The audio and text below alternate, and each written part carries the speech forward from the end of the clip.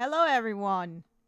Hopefully, yes, everything is starting and everything is working. Okay, great. There is a possibility that the stream will burn down and melt at some point. I had several technical difficulties as I was setting it up. The model was bugging out. OBS was bugging out. It was just a whole bug happening basically, but it seems to be going fine right now, so I hope it stays that way. Good evening, everyone. We're back here.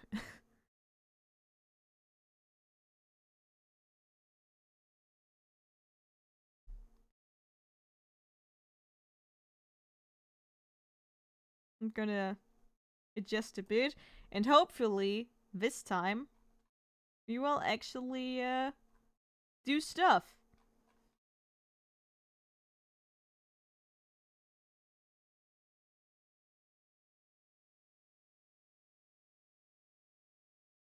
And finish stuff, because last time I was just like correcting everything.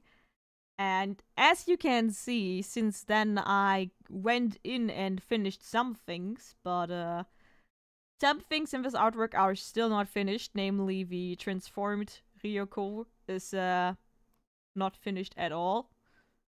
There is a lot of shadow left that needs to be put in. And on the other hand, there is a I need to go back to this Ryoko and do something with the skirt again, because I'm not really satisfied with how that looks at all. Also, I'm not satisfied with that light over here. Like, like here. This is also not as good as it's supposed to be. And we're probably not gonna stream for long, because I need to close all my windows and all my doors to stream. And I think in like about an hour, this room will be stuffed.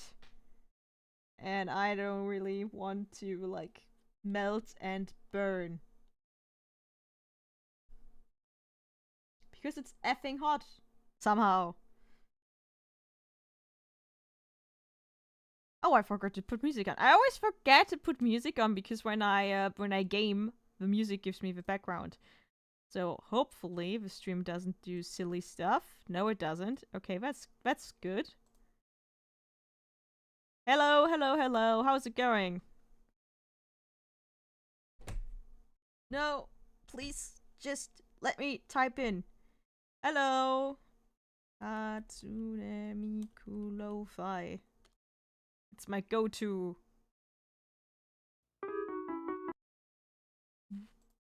Wait, what? Okay. Please don't start with my speakers. Okay.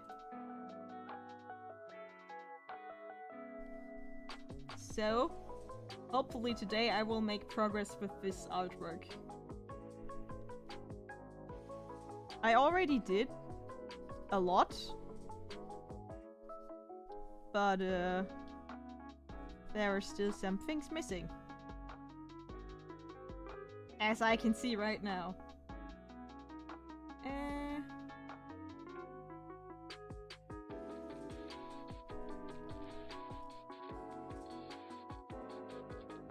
I'll try to have the chat open so I can actually see. Hello, everyone! Greenhouse baking time, yeah. That's how it feels in this room. But I'll try to, like, not die so fast. Okay, flats.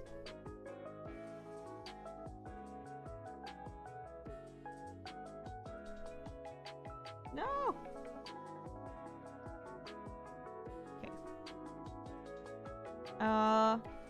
So yeah, I haven't really, finished. Wait, what? Huh. I wanted to, like, start a sentence, but now I'm confused by the artwork, so I need to kinda...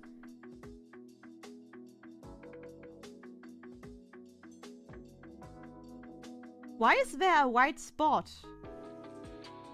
Where is it coming from?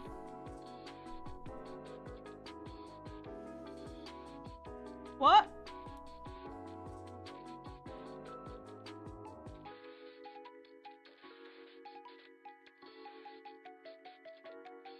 Where's the white spot coming from? I'm confused.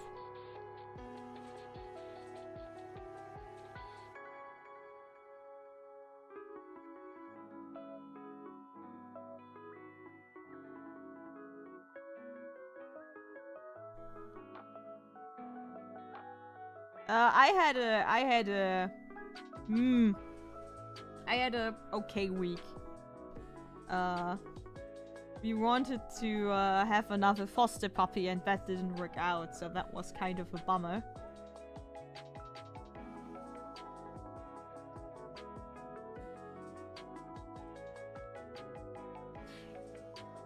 I have to say a good way to tell if your like shadows and everything works fine is to like make the line work invisible, because when you see that like that you can actually see the form of the object without the outlines. But yeah, it didn't work out with a foster puppy, so we basically had a day full of stress to just like give it away. Okay, somewhere on this goddamn canvas is are white spots that are not supposed to be there, and I can now go through the entire process to like find out why. Ah! Okay, great, that can be... Ah! Okay.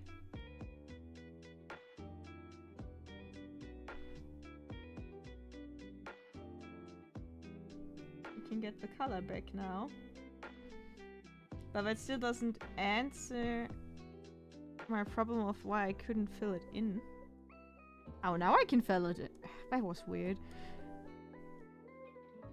But yeah, basically, the organization we're working with, where we get our foster dogs from, messaged us because we told them that if they have a Spitz, we would like to have, like, to see it and see if we would want to, like, foster it and maybe also keep it, because it's like one of the dog breeds that we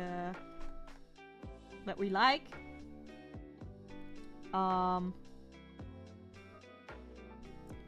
they approached us and we were like, yeah, sure, like it's what we want, and we're looking forward to meet the little puppy.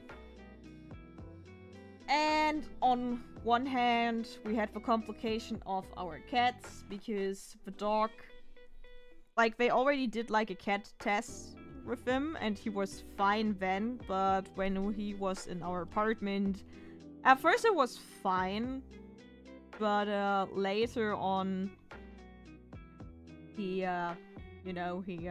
hunted the kitty down. Sounds like he actually like took a gun and wanted to kill it, but I think you know what I mean. He like chased after it. That's the word. And also he kind of bit my boyfriend, like not very badly, but it was more than a dog should do.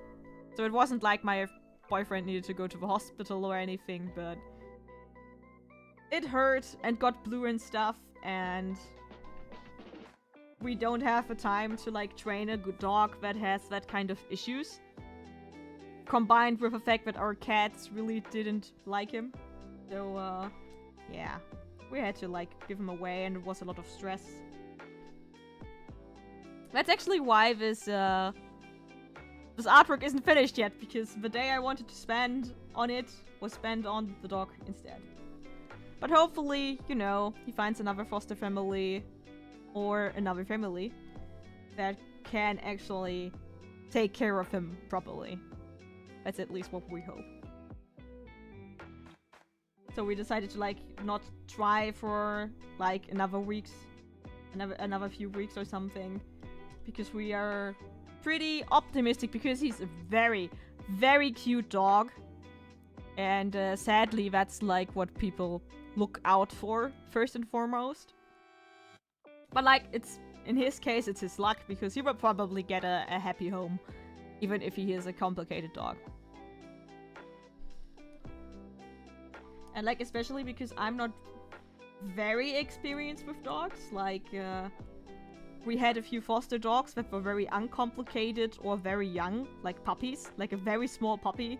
And that's like no problem to handle for me. But since I'm not that experienced with handling like complicated dogs, and I'm a cat, literally. Like, I grew up with cats and I can read cat language very instinctively. But I cannot really read dogs that way. And he had the additional problem of, like, not being, he's not easy to read. Like, even for my boyfriend, who's, like, a complete dog person, he was like, yeah, I cannot really tell at all times what's happening. And for me, it's just impossible. And, yeah. But I think it's funny that, like, you can kind of notice that you're, like, that you've grown up with a pet like that, because you just cannot read the other animals a language like that.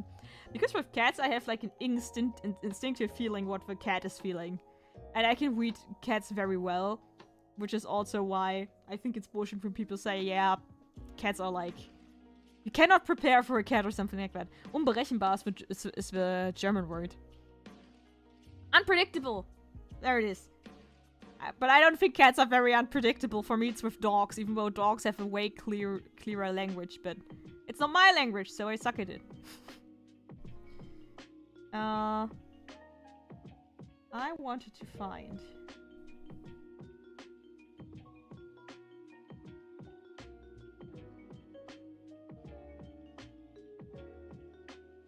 a certain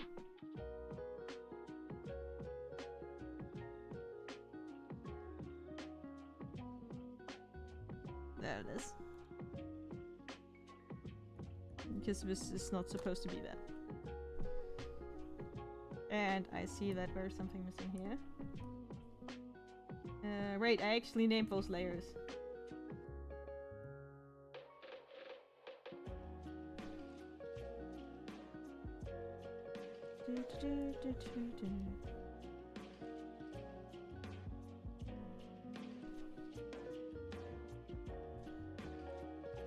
So yeah, that was a bit of a downer this weekend, but you know, it happens.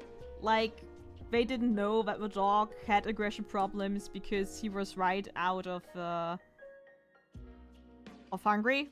Like we got him the day he got delivered to the organization. We were there, and basically he went from the car. He came in. He basically went to us instantly, so no one was really like prepared for what was happening.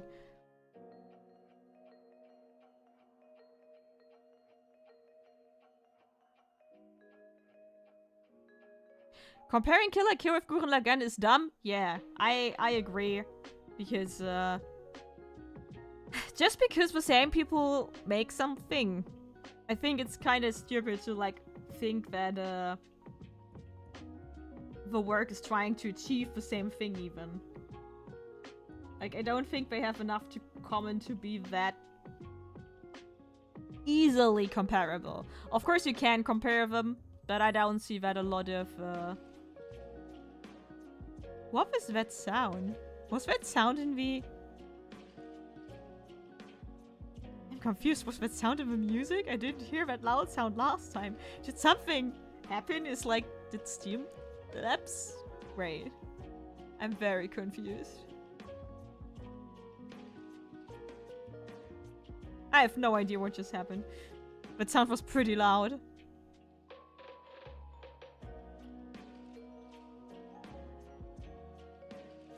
I don't know, for me, Kill la Kill is the easier rewatch. I love Gurren Lagann a lot.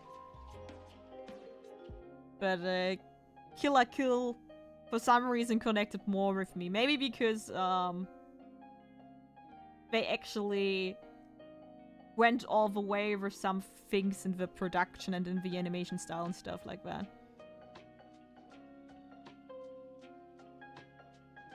Okay, so now that I fixed some things that I saw,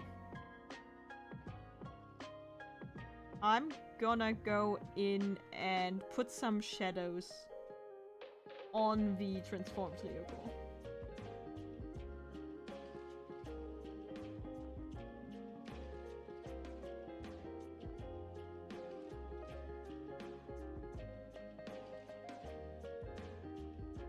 There we go. Like my last Kill la Kill rewatch, I had a lot of positive feelings. Like, I still want to make a video essay about Kill la Kill and its usage of fan service. Where I kind of want to make the point that it is both, like, the whole catch of the whole video is like, you know, the scene where Ryoko's like, we're both human and clothing and stuff like that. I kind of want to make the take that Kill la Kill is both sexist and feminist at the same time, and that it has both components for like that kind of stuff. It is both subverting fan service while still utilizing it and kind of, you know, using it in the way that fan service is usually used, but it's also commenting on it. So it's like, I think it's actually really, really tricky to define that with Kill la Kill, because I can remember back when I watched it, I was pretty prudish, kinda, when it came to fan service and nakedness in anime and stuff like that. Like, I remember watching High School DxD and just shutting it off after the first, like, scene where one of the female characters takes her clothes off and we get very glowy shots of that stuff. But, like, with Kill la Kill, I never had that problem. And I think it's kind of funny because some of the stuff you see in Kill la Kill is very explicit. Almost. But I think that's actually, like, I never felt like it was so obvious with, like, shoving fan service down your throat that it stopped being, like, stopped being a problem, I guess.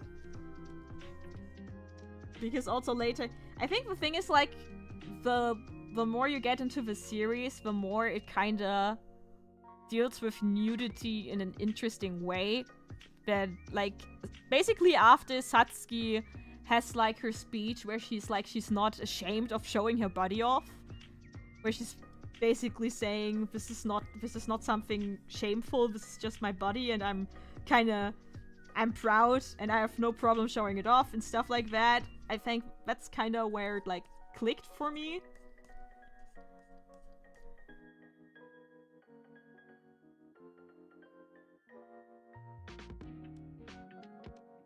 Yeah.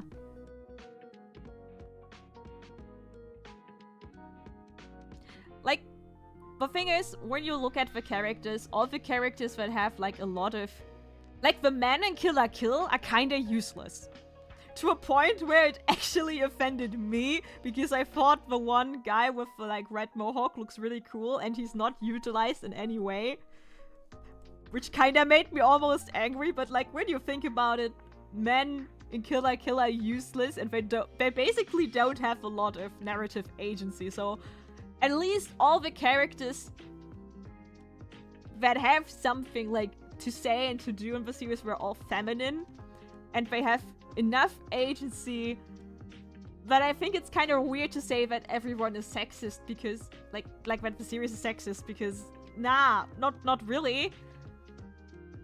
Like, they even make it a point that Ryoko's uncomfortable with her outfit, and then Satsuki does her speech, and she's like, why are you ashamed of this? This is your body. You're a powerful girl.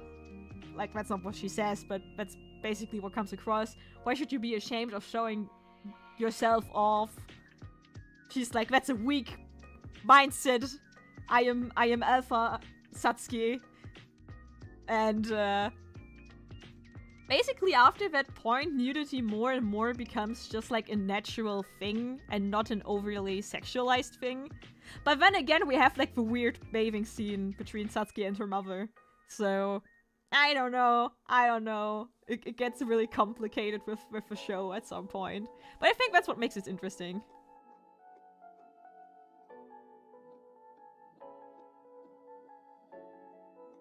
Yeah, but it's intentionally dissonant. It's both sexist and feminist at the same time. It has fan service, which is subversive. It's subversive at some point, but also not subversive. But I think a big thing in Kill la Kill, why it's not bad, is like... because of the way it is made.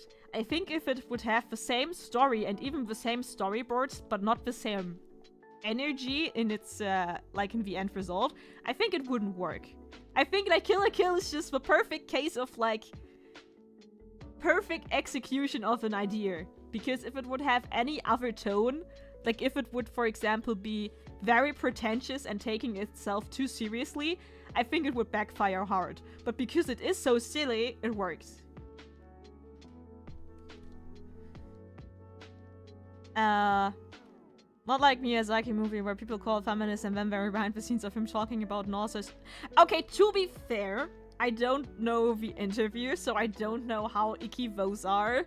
But I, as a female writer who is also pretty straight, I also talk a lot about my characters' breasts behind the scenes. So it's kind of...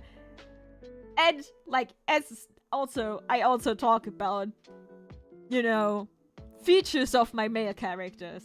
So, I don't know, I cannot universally say that that's a bad thing. I think it's just, like, about the context, you know? Like, if it doesn't show in the work, then I think it's kind of weird to say that that makes it less feminist. That's also, like... For all the real criticism you can, like, claim about, like, for example, Buffy the Vampire Slayer, just because Joss Whedon isn't the true king of feminism he is, doesn't mean that, like, everything that was good about Buffy at some point, or that actually helped a lot of people, like girls with their self-esteem and stuff like that, like, all that doesn't go away just because he was an asshole. And I think the same is like when the media itself has the right kind of approach and messages. And like I said, with Buffy, you can make the point that there are a lot of times where it's bad. Like, Xander is just a whole mess. But generally speaking, I don't think that, like, oh no, I have footage of the creator talking about this and that. That maybe makes the creator a bit less sympathetic, I'd say. Yeah, the intent of the artists matter, but it's the same the other way around. If you make bad media, but you had good intent, it doesn't make the media less bad. So if, like, your product is, like, if it doesn't even have a trace of that intent in it, be it because of incompetence or out of competence, I don't think that you can use that to make a movie less or more problematic. Like, of course, the intent of an artist does matter. Like, I am not a complete death of the author kind of person. I think it also really is a case-by-case thing, because in some work you can definitely, like, tell, and with other stuff you cannot tell. I think a really bad example that's, like, kinda, you know, relevant right now is, like, with Rammstein and the controversy. And now that we have kind of the assumption of that what happened did happen, because I am more on the side of believing that the allegations are true. And then you get, like, that one poem where he actually writes about doing stuff with a girl while she's unconscious. That kind of makes it more iffy.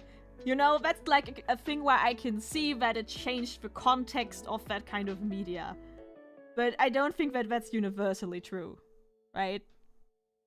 Like, there are cases where the context basically all the meta context outside of the text does matter. There are cases like that, but there are also cases where you can like, okay, but like if you cannot make a connection from A to B, like I don't know, if you can, for example, if you are like, let's say you have a Miyazaki movie and everyone is talking about how feminist he and his movies are, and then you have like an interview or behind the scenes material where he talks about the breasts, and then you rewatch the movies and you see that the shots are actually kind of showing that, like, you can kind of notice details that you didn't notice before, for example. I think that's a point where you can make the connection, but if, like, it is completely just removed from that context, completely, then it's kind of weird to take it and be like, that makes this movie less feminist. It also, like, I don't know the interview, so I don't know what he actually said. That's, like, the other thing. I cannot say if it, like... I cannot tell how bad it is, because, you know, context is very important, and I think even with, like, with Japanese as a language, the context, like, what words he used to say that kind of stuff is even more important, because, you know, translations sometimes make stuff sound worse than it is. Okay, that was a whole thing I had to, like, talk about right now, but it's very interesting, and I think you cannot universally say death of the author or undeath of the author. You kinda need to go by case by case. Another car. Cinemas, I usually don't mind fan service, but fairly recently one piece of work kinda hit my breaking point with it, and that was with Triangle.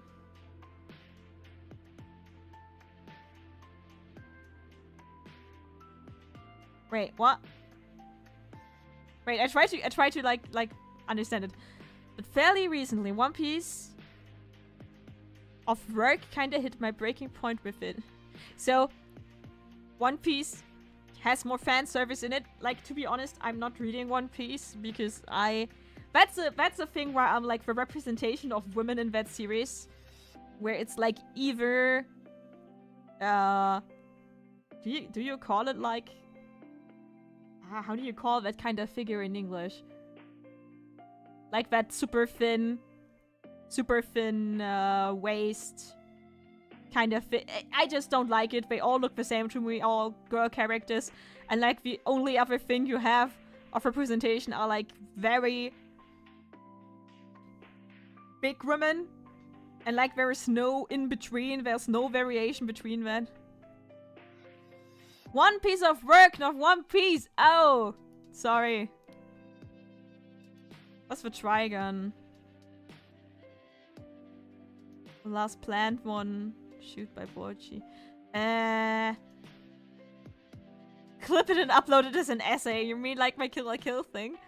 I was thinking of like cutting out streaming highlights, but I don't have really the time to do that right now. Trigun? I cannot remember what happened in Trigun. What was with Trigun?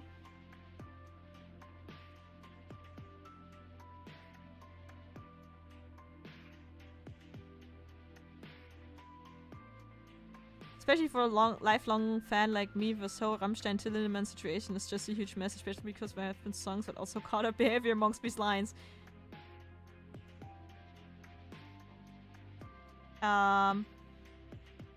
Yeah, I mean, I wasn't always a big Rammstein fan. Like, I wasn't always. I was never. That was the word I wanted to say. Damn it. I basically just like a few songs, and I was kinda in the...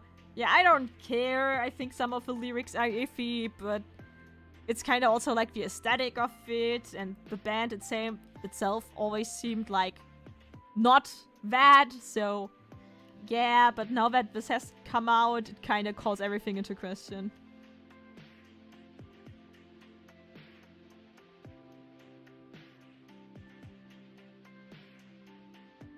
Boichi being the Dr. Stone mangaka, for those who don't know.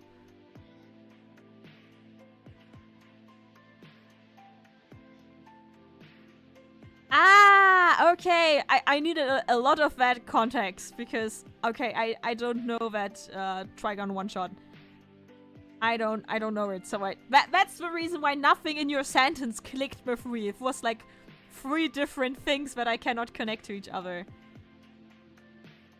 So I'm missing a lot of context.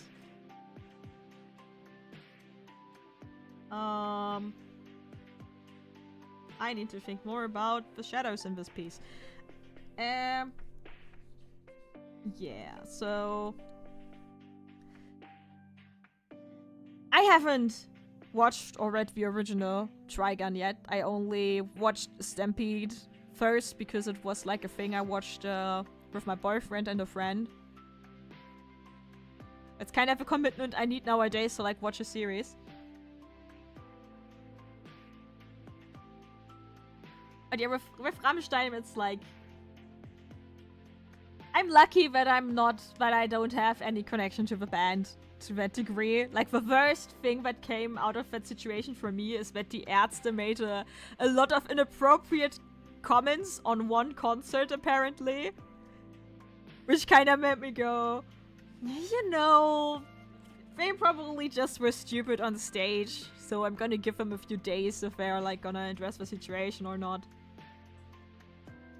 Because that's like a band where, like, if something would happen with the Ärzte, like, they were cancelled and it would turn out they were really shitty people behind the scenes all along, I think I would just cry. Because I'm like a person who's very non-parasocial. I don't have a lot of idols in I had no idols in my life, basically. I was never, like, that big into a singular person or a singular band.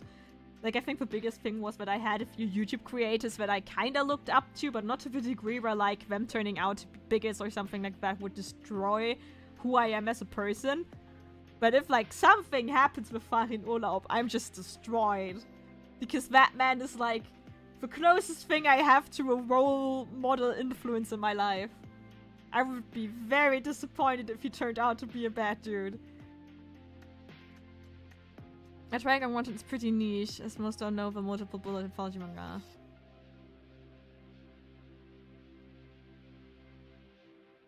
The ass being dumb on stage, unheard of, but yeah, that recording was weird. I didn't watch it. I didn't watch that, I didn't watch the clip yet. I just saw it. And the way I, like, got to know of their comments was really weird, because I watched a Jan Böhmermann episode, a Neon Magazine Royale episode, where he, like, made... Are you okay, model? No, it's not moving. Why is it not moving? Okay, I guess I'm a talking head now. That's okay, and I look... Okay. What is going on? Is my model overheating or something? That would be bad. Okay, it was the tablet. For some reason, the tablet made it. Okay. Yeah. Basically, I watched that Neo Magazine Royale episode where he made, like... some comments about it. And I see... I hate it.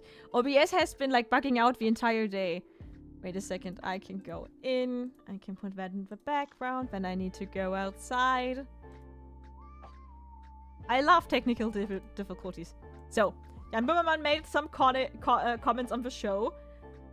Which is, like, the way I found out that Rammstein was even being cancelled. Because I'm not really, like, into that topic. So I didn't know. Then I had to, like, look that up, and in my head it was like, did the Ärzte make a statement about that? Like, because I can, like, kind of see, so I basically went into the guest book of Farin Urlaub to see if he made a comment about it, and for that I saw a lot of people being like, I'm disappointed in your comments on that concert. And that's how I got to know that they made weird comments. So I haven't watched any clips so far because I really don't... I cannot handle that right now. I don't want to handle it right now. Like, apparently they also made a few questionable jokes about, like, the LGBTQ QIA plus letter salad, which is like I haven't watched it, so I don't know how bad those jokes were. So I don't know. And I mean, I think it's a fair point to be like, if you are adding more and more letters to it, it kind of gets not silly, but just not practical. So, but I think like it's weird for 3 old white men to make that kind of joke, and I think they should know that that's kind of the vibe they're giving off, because they also have joked about it a lot of time. But the reason why that is not troubling me as much is because I know that generally they are LGBT plus positive. So I guess it was just a case of 2 old white men being very silly on stage, and probably just, like they talked a lot about, that when they joke with each other, they kind of get in their head sometimes and just try to overdo it and kind of beat the other one with the stupidity of their jokes. And I think it probably was. Hopefully it was a case of that. Drama doesn't need to be dealt with all the time, that's true. Icebreaker did a good statement about the situation. That's fine. Yeah, with the Rammstein drama, for me, it was kinda... It kinda became really sus when they fired the woman who allegedly scouted the girls. Boomers being boomers, basically. Yeah, the only thing is that, like, the duo is supposed to be better than that, than just boomer humor. Like, I know a lot of people got, like, in their newest album, they kind of got they were like, okay, some of the lines are really boomer humor, but I don't know about that. But yeah, this definitely wasn't, how can we say it, not a good look, basically. But it's not a reason why I would now stop, like, liking the band. If they make a habit out of it, then it's another story, though. Then I need to question a few things. But, yeah. But yeah, with Rammstein, it was like, if they wouldn't have fired the woman who allegedly did all the bad stuff, I think for me it would look less obvious. Because basically what they did now is that they fired the Russian woman who scouted to, like, have a scapegoat, being like, yeah, she was it. But I'm like, no. She's like a woman you hired to do that. Yeah, but yeah, that's the point. The last album was really good. And I mean, the boomer humor with, like, I think it was basically in Anastasia, where it's like talking about dating apps. But I think it's kind of excusable in there because they are writing the song, like, out of the perspective of an old boomer. Like the dude who is kind of like cheating on dating apps to like meet young girls is a boomer. So obviously it's like from a boomer perspective. But yeah, I'm just gonna wait. If I, like, do that on more concerts, then I get kind of worried by it, but... I can also see them, like it's the same with a song where, wait, let me phrase it right. They made a song about a trans woman who used to be a Nazi. That was the song was about, and Farin named that fictional trans woman in that song because the whole thing of the song was that, you know, there is this dude, and first he was a Nazi, and then he became better, and he was like homophobe, but now I'm dating him, and oh, also he transitioned now. And that's kind of like, yeah, it wasn't like the best take, and I think Farin said in multiple interviews that he, like, first got confused, but then he understand the problem with the song. So he gets it now. Like, he was just like, yeah, I didn't properly think it through, but I'm dead naming her But I also kind of see that, yeah, it is like a fictional character he's dead naming, so it's a really weird situation, but... You know, he was like, yeah, I see where people are coming from. It wasn't like the best take I could have had in the song. For those who are capable of the German language and are listening, it's, yeah, that. Yeah, like that.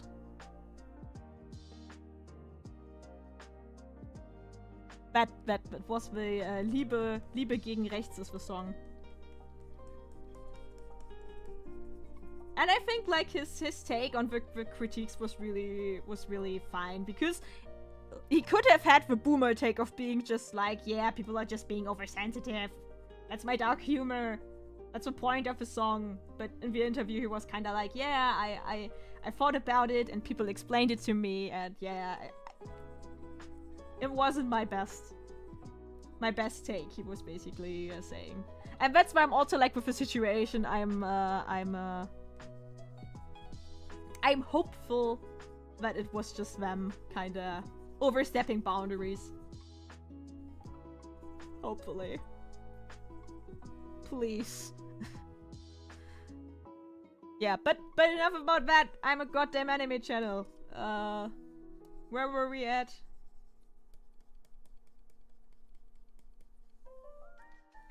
Probably the Painterly blender is a good idea.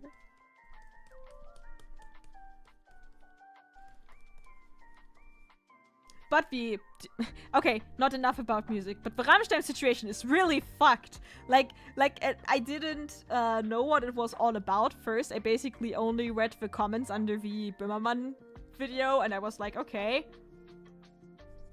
this sounds bad, but I didn't know what was actually happening. And then I watched, I think it was actually Rizzo's video about the situation. And then from the one, YouTuber who actually was in that kind of situation herself. And then I was like, fuck, how, what? Like, why are you doing this?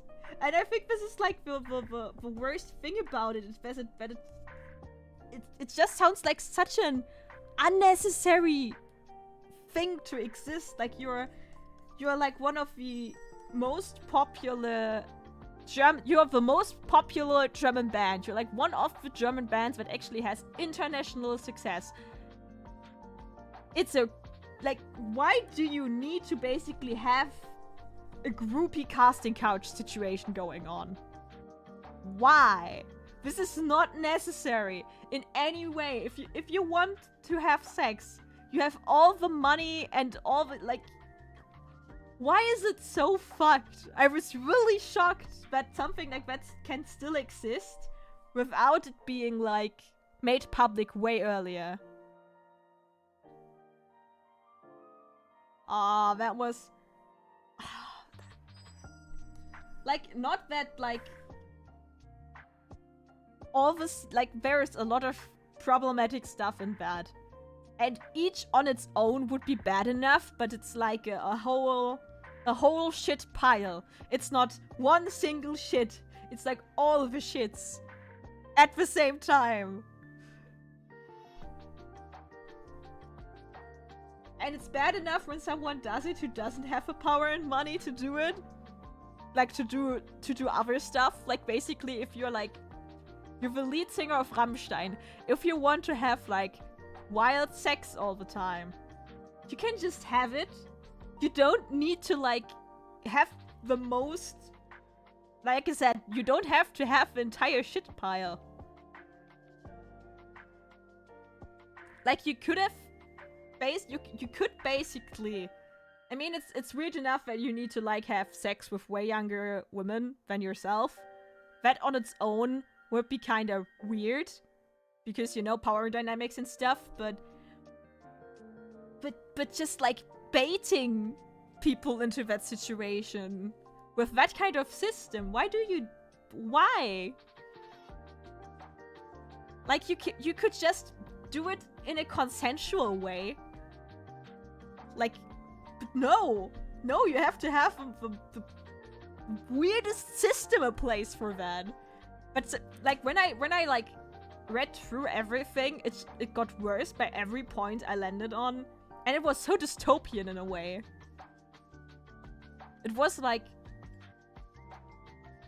basically, if you were like, okay, I want to like have an example that kinda explains, basically the whole situation explains why like feminism is still needed, and it also explains why we still have a sexist problem. Like, it's basically, if you want, I don't know, I think like I need to stop talking about it, but I think you get my point. I think it was just a wild thing to appear out of nowhere, and it's wild to think that no one went public with it yet. But I understand that it's because it's a powerful band who has a lot of influence and stuff like that.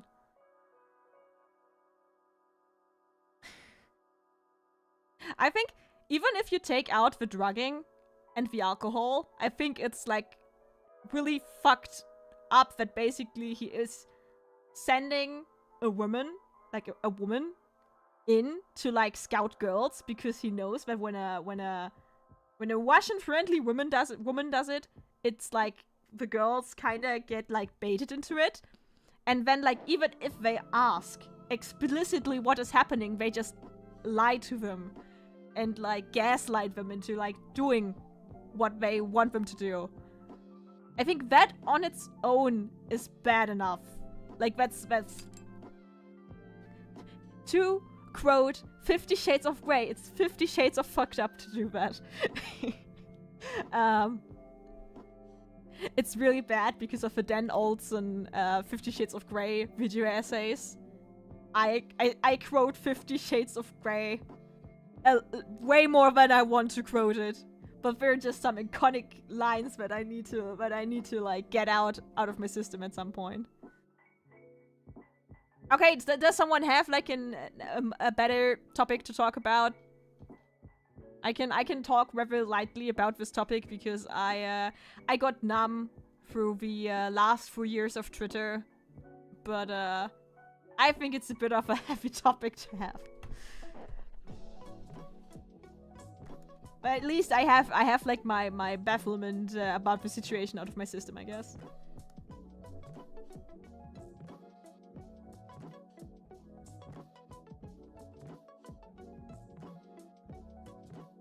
Yeah, it's really disappointing, that's true.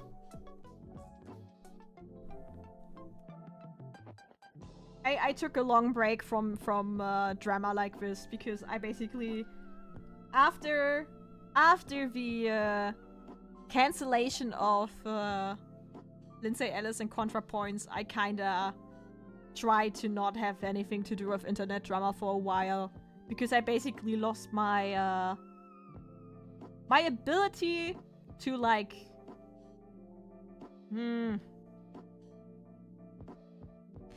how can I say it? Even if someone is righteously cancelled and it's like in almost every part a good thing, it kinda just exhausted me. If you know what I mean. For me it was like, oh, I don't really want to like concentrate on all the bad people who are doing bad stuff. I would much rather uplift people who do positive stuff. Which doesn't mean not criticizing people, but just like one thing is that when you like, for example, retweet problematic content, you're basically boosting it. Which is also why when I like returned to my German Twitter in the last weeks and I saw like bad Friedrich Merz tweets and stuff like that, I wanted to like quote tweet and talk shit about it, and I basically tweeted like one time I retweeted him, I think, and posted a stupid meme over it. But I kind of decided to not do that anymore, because what you're doing in a lot of ways is just like spreading it. And the effect that criticizing it en masse has is kind of being negated by just spreading it.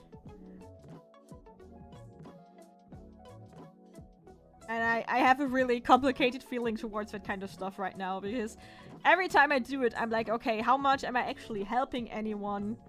Am I actually helping the people who are being affected by this by just, like, spreading my discontent? I think, like, tweeting about stuff, like, 1 or 2 times is acceptable, but, much rather than focusing on the person involved, I like to, like, be like, this is a systematic issue. This is what you can do to kind of change it. Like, I think that's kind of helping more people. Because it also helps against the powerless of it all.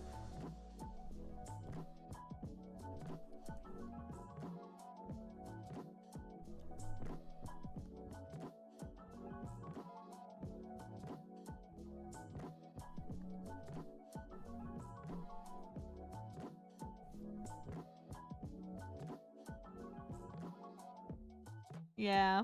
2 sides of the same medal kind of puts a good rep on it.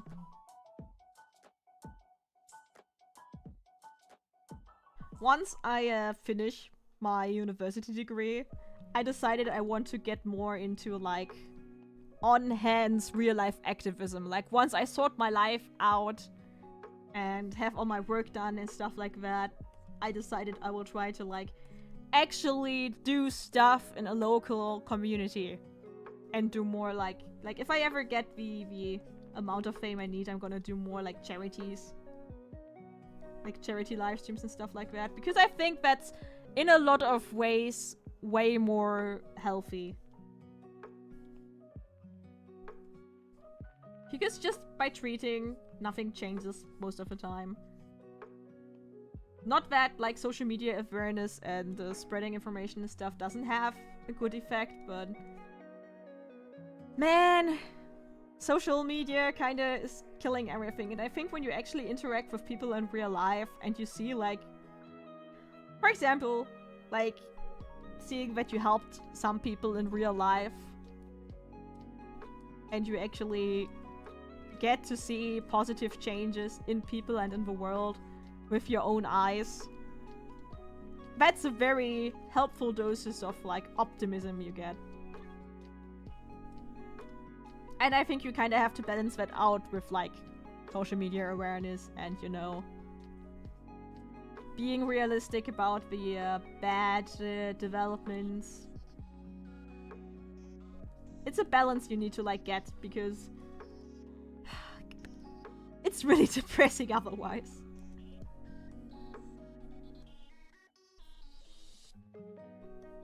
So yeah, once I have more of my own problem solved, I think I'm gonna go get my hands on some, like,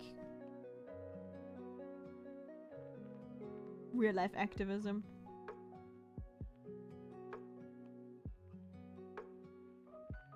Oh no, my drink got warm. Okay, hit me with a lighter topic. Hit me with something anime related. Even though there's like a 90% chance I didn't watch that anime and I cannot comment on it, but you know, I still have hope.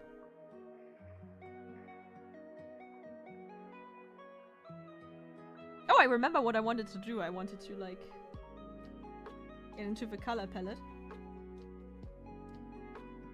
Grab the lighter color.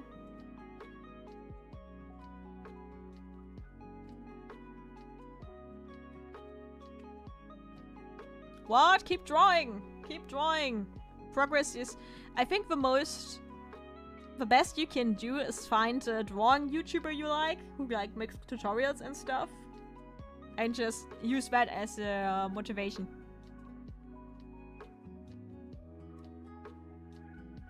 Drawing is a very, Mappa goat. Nah, I'm gonna... Mappa goat is not enough for me to get into a deeper discussion about something. But, my type of drawing is that... It's, for most people, it's not a skill where you can have very large spikes of progress instantly. Like, there are some people who start drawing and they get really good really fast. Which is like... There was nothing more frustrating than, like, meeting people who were like, yeah, these are my drawings, and you'd be like, whoa, you look so good, and they, like, drew for, like, what, 11 months? 3 months? That was sometimes really depressing. But, the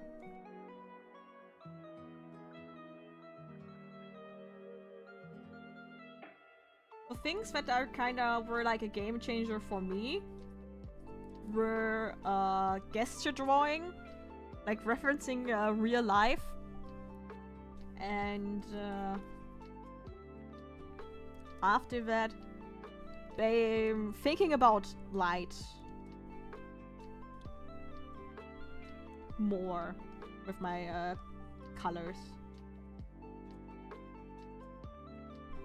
Those are like the things that pretty recently upgraded my skill level.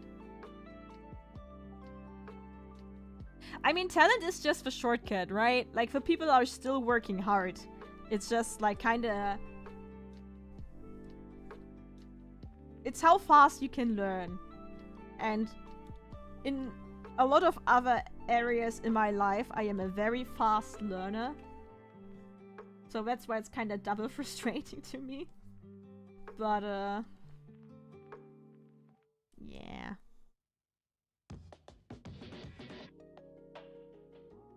So basically, I'm being a bitch and hate talent in the one area where I don't have that kind of instant shortcut to greatness. But nah, it's more like it's just frustrating, and I think that's relatable. That's really frustrating for someone who like. But then again, I want to say I spent all my life, but that's also a lie because I kind of just dropped in and out of drawing. I think I would be way better if I actually committed to it, like I'm doing now. But, yeah.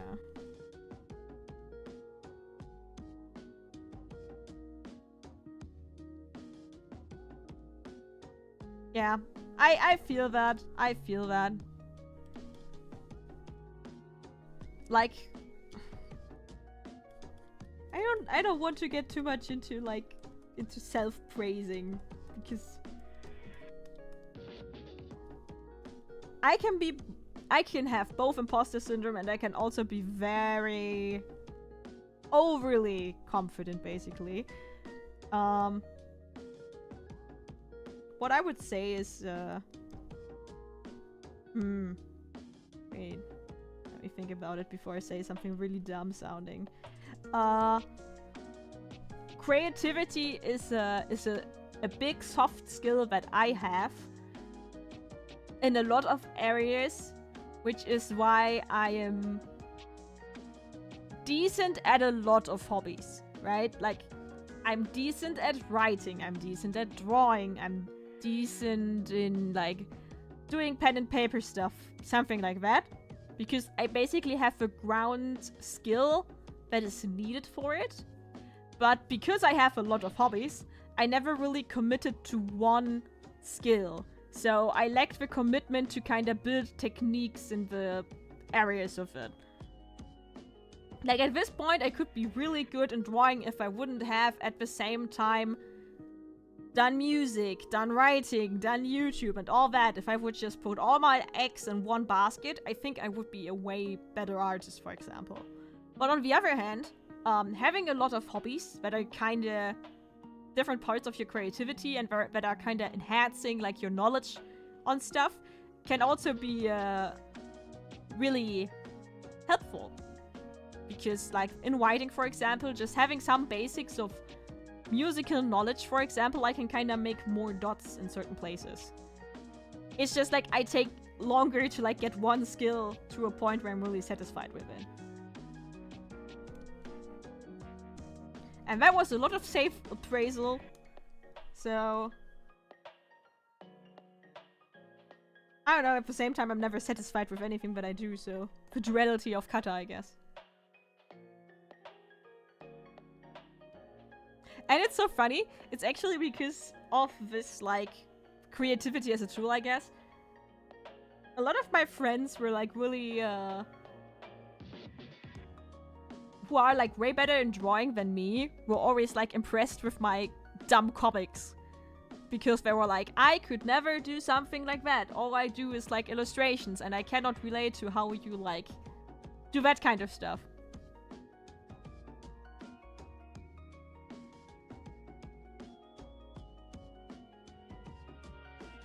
On the other hand, like thinking like you cannot do a lot of stuff is kind of like the imposter syndrome part as well.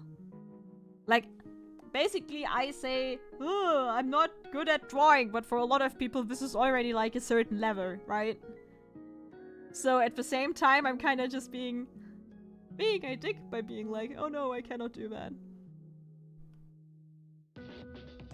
It's also the thing, like, when you reach a certain level of skill, you can kind of... You see your mistakes, but your skill isn't at the point where you don't make the mistakes anymore. That's the point where I'm actually at right now, because I know I should... I know how my hand should theoretically look like, for example. I know that this looks wrong or that looks wrong, but I cannot really correct it yet, and that's a really frustrating point, and I think that's also a point where people get into the imposter syndrome a lot, because they're like, yeah, I know it doesn't look good. Like, that's why I kind of dislike to be like, yeah, I'm not that good, because I know when my friends do that, it makes me feel really bad, because they're like, no, that doesn't look good, and I'm like, it looks so much better than everything I've done so far, so can you please shut up? I'm basically in the internal lingo of self-denial and self-praising. I have this duality in me, inside of me.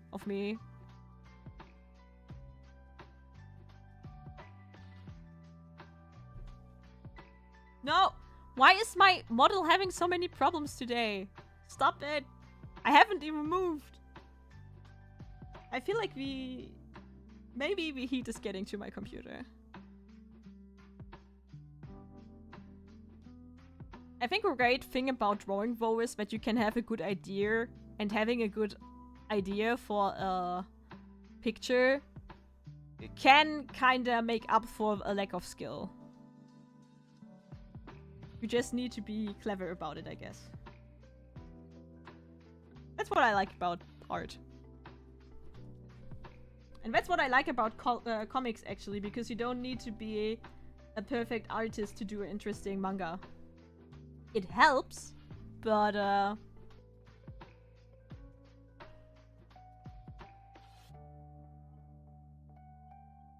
you can work around it and kind of make your stories and ideas still work.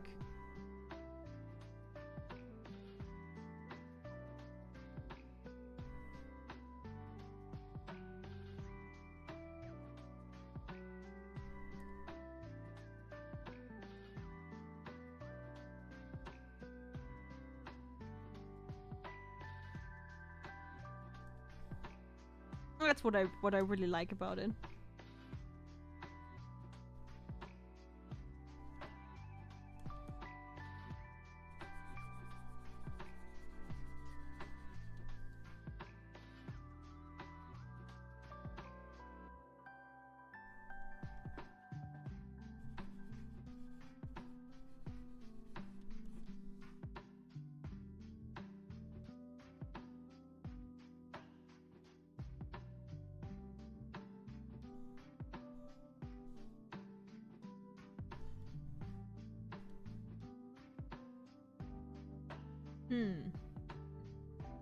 I have a feeling I wanted to say something, but I kind of got lost in the work.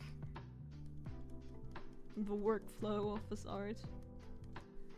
So now I would like to...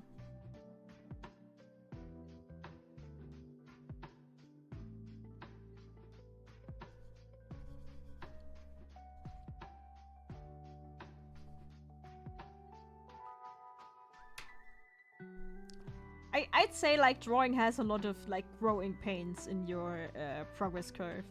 Like basically what you do, you have like different components when it comes to drawing. You have like perception, knowledge, and technique.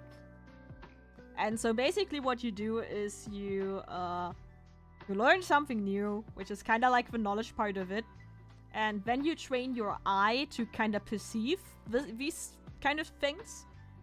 And then you need to translate what you know and what you see to like your muscles and to like your hands and your dexterity, and you need to like kind of perform that. So what often happens is that your knowledge and perception grows, but then your technique doesn't lend to that. And that's the part where it gets really frustrating, because you know you can do better, you know how it should look like, but you just cannot quite get to there. And I think that's the hard part of drawing. And in the beginning, it's just like you have like certain bumps that you need to kind of get over. You just need to like train your brain and train your hands to do the stuff kind of decently. And one important thing is to not get into like a comfort zone. So you kind of need to like not hide hands. Even if your hands look bad, you shouldn't hide hands. Because if you don't draw them ever, then you will never be able to draw them.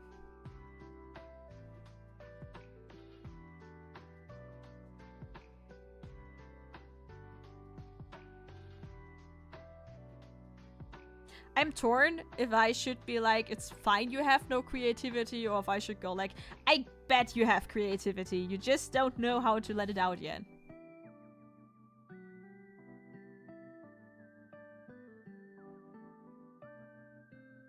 Well, it's also fine, not everyone... I mean, drawing can also not be creative. There's like if you stick a lot to like realism and drawing what you see, then you can easily like, you don't need that much creativity then. Like, there's also like the different parts of creativity is just about like thinking about a motive or about the composition of a piece or something like that. It's pretty complex, and that's why artists have so different experiences, and while artists who are on the same level of skill overall can still be like envious of one another, because like one person in a friend group, in my friend group, can like envy me because of me like having character and context and a story and all that kind of stuff. And I can still be very jealous of their talent when it comes to the execution of a motif. So drawing is very complicated when it comes to that, which is why I kind of wanted to like make my What Makes Good Manga Art series. Because a lot of people from the outside who are just on the consumption side are kind of simplifying it. And I think like compassion towards artists is really important. Because there are a lot of different things you can like appreciate when it comes to an artist. And with manga, it's like, additionally to the visual part, it's also like the compositing part. It's the storytelling of it all. Someone can be a really good illustrator, but can really suck at making good manga. Which is also why someone sent me like a manga that someone did completely with AI, and it is kind of impressive that it's possible to do it, but it also is so bland and boring and uninteresting to look at. Because you can see that it was kind of composed randomly without someone who has like a fearful page flow.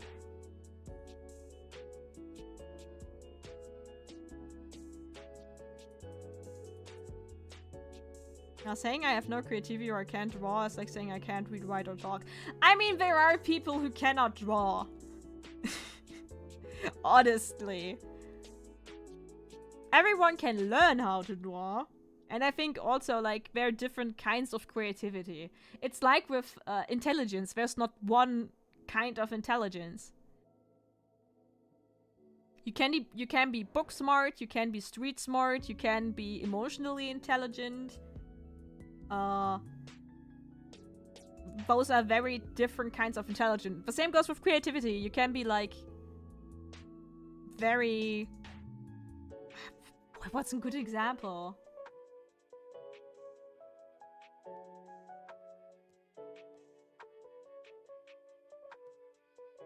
I guess it's like how some people are really good at writing characters and other people are really good at writing storylines and stuff like that.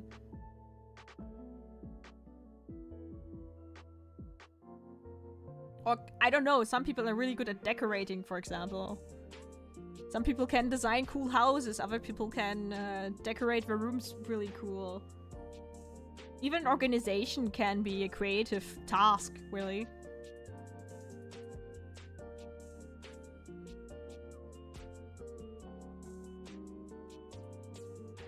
I don't know, it's really, like, it's one of the things where it's really hard to get, like, I mean, you can even have creativity when it comes to, like, group assignments in university or stuff like that.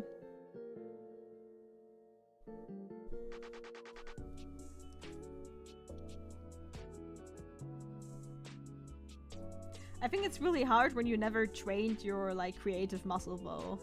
I think that's a problem that a lot of people have, is that, like... See, the thing is...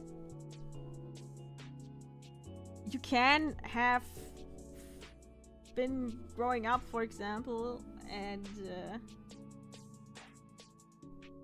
I was supported by my mother. Like, I come from a family where, like, on my mother's side, creativity wasn't seen as useless or something. It is something that was really inherent to, like, the growing up in my family. Like, I mean, my mother isn't really creative. I guess she's good in writing, but, how can I say it? Basically, creativity was always supported. I think that's the point I want to make. Like, I was sent to, like, art classes as a kid, which sounds, like, really serious, but, you know, just, like, the type of class where you sit children in and they learn, like, really some basic stuff about drawing. I was sent in to have, like, an early music education and stuff like that, just because my, you know, my mother saw the inherent,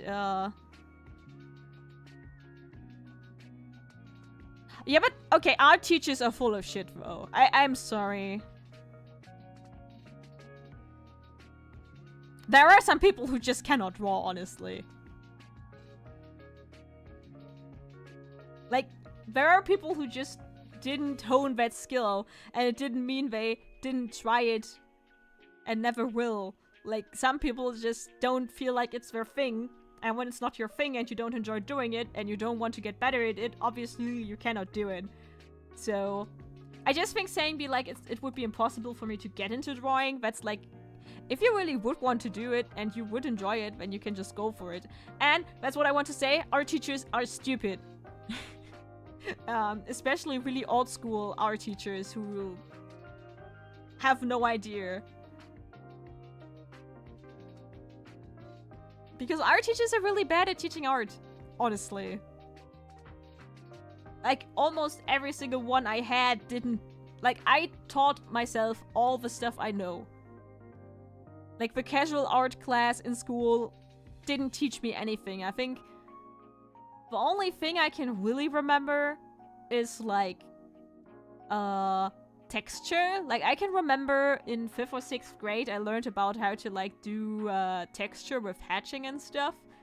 But when I think back about it,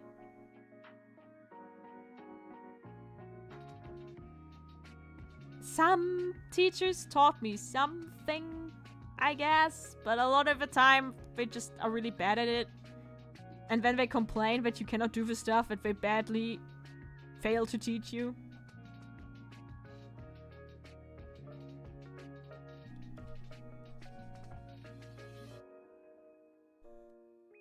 I mean, like, our teachers, like, correctly tell you, for example in my case, that you need to first learn how to, like... The problem is people are like, you need to be able to draw realistically and then you can switch to, like, abstraction. Which, yes, on one hand is true, but on the other, I could never... I just don't enjoy drawing realistically, so... As an art teacher,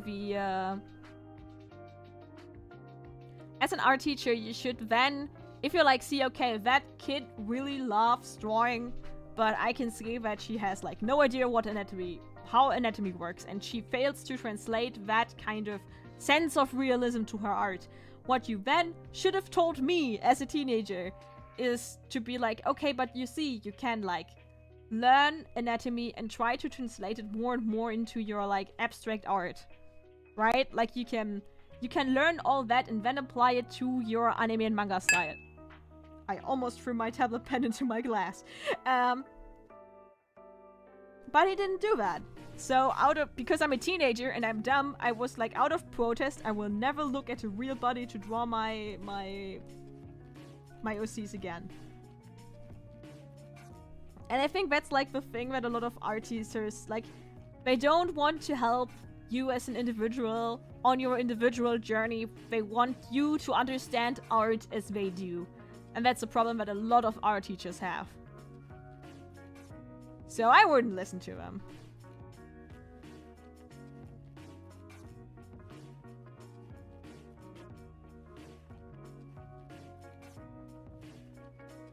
You're not good at art and having a lot of respect for people who are good at it.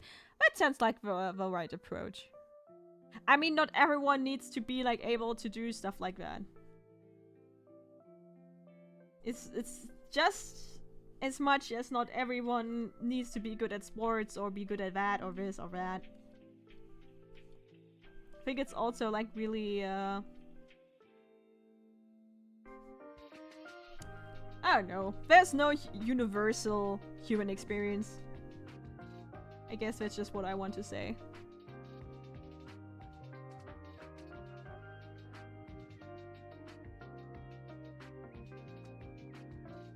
Yeah, that's like the thing.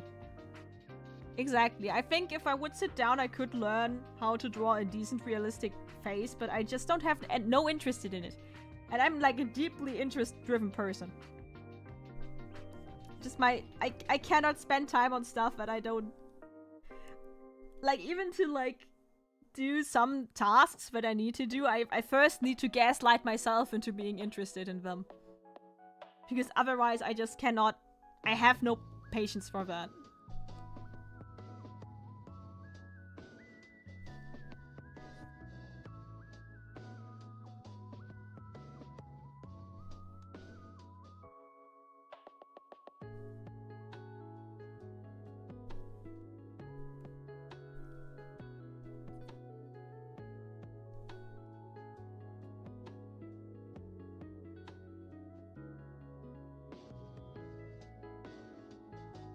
Oh fuck, realistic noses in general are so hard.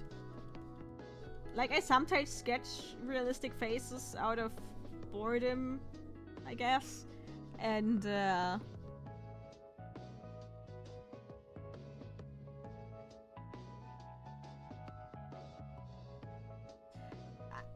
I just don't like it. Like, realistic people look ugly in my style, and I don't have the patience and time to like put enough time to it for them to look good.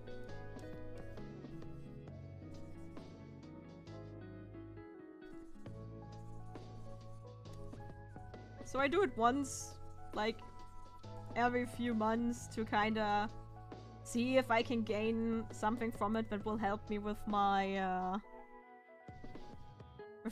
anime drawings, but other than that, I cannot bother to. I'm way more interested into comparing real life with anime and manga and see how stuff gets translated. That helps me way more.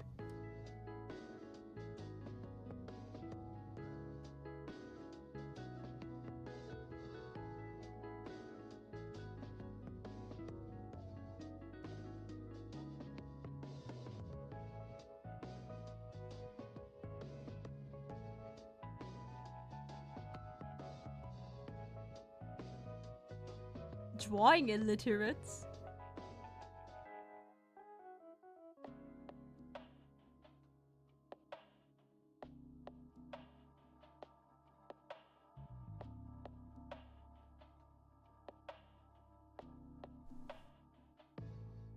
Nah, I just think that art classes are kinda bad at teaching stuff. I also think like that in Germany, when it comes to like, we don't have a lot of things that are actually how can I say it? Support general media literacy. Like, I think poems are a great way to study like abstract and metaphor and abstract meaning and stuff like that, but I think to actually teach young people what subtext is, you need to get an example that's more interesting, because poetry is really interesting, but it's a really hard entry point to like interest young people in subtext and stuff like that. It's just, even for me, who kinda already as a kid defended that we learn about it and who really like to learn about it, it was hard to make the dots.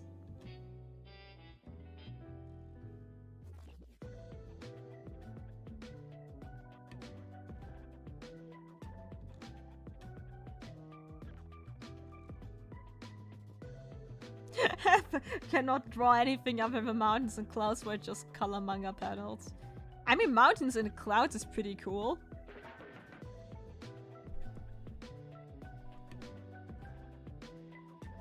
I think that has its perks.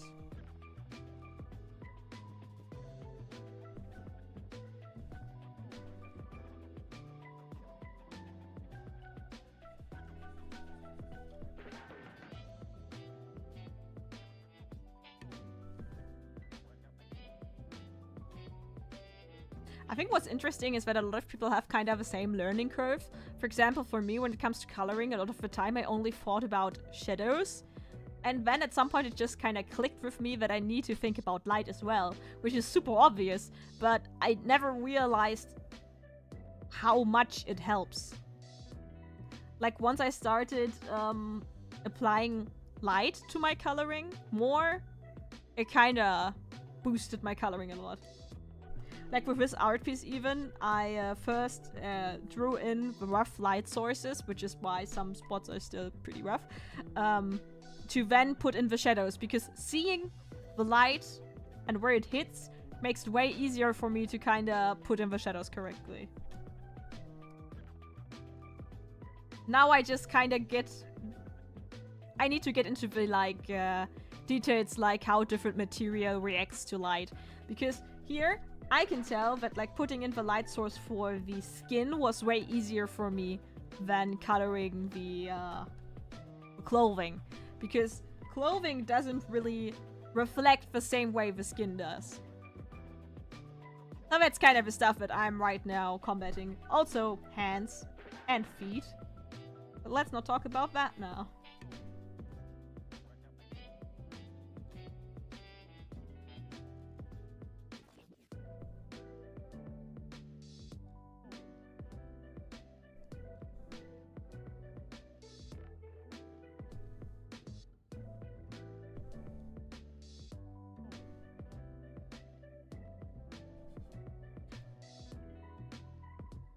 I think the problem...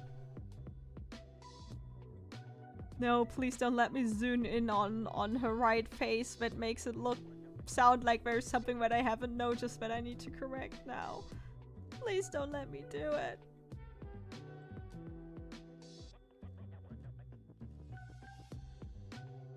I'm so traumatized by people pointing out stuff that's wrong while I'm drawing. Because, like, I am sending my work in progresses into my friend group. And they never comment on the outlines. And then when I have, like, the finished colored piece, they go like, actually, I think her face looks weird. Maybe you should look into that. And I'm like, couldn't you have said that when I posted the work in progress? But feel free to like, feel free to like point out if something's weird. That's not meant to be like that I'm offended. I'm just like, I get nervous. In a reasonable way, though. Looks good. Ah, thanks. I I mean, the light is not finished. I like kinda messed up my work progress here. I also need to like go back into this. Yeah, blending the highlight a bit more sounds like with both of their faces a bit necessary, aided.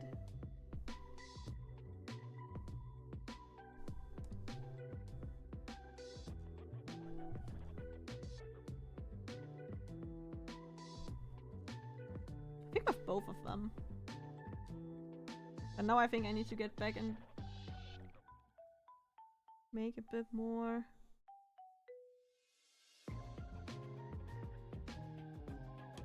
No, not like that.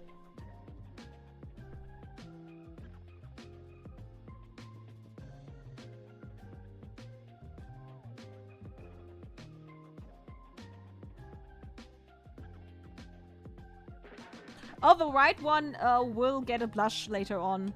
Like it's supposed to be in a slight embarrassed Ryoko. But the blush comes into equation at the last minute.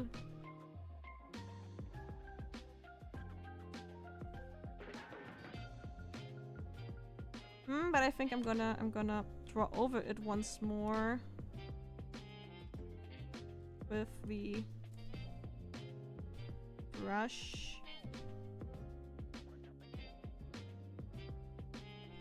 Lost a bit of form in there. I was also thinking about tweaking her mouth a bit more.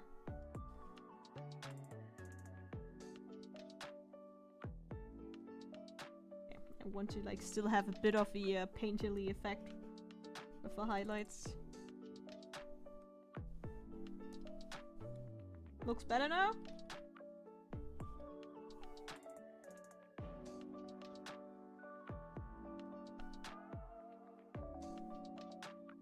I dropped Kill la Kill at episode 9. No! Wait, why at 9? What happens at episode 9? Why would you commit to that ride for so long and then drop it? No! Now I need to Google what happens in episode 9. What broke you?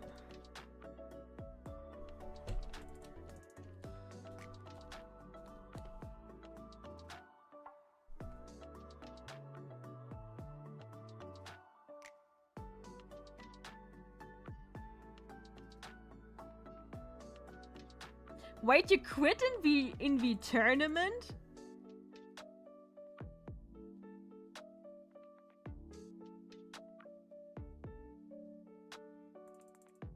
You quit in the battle where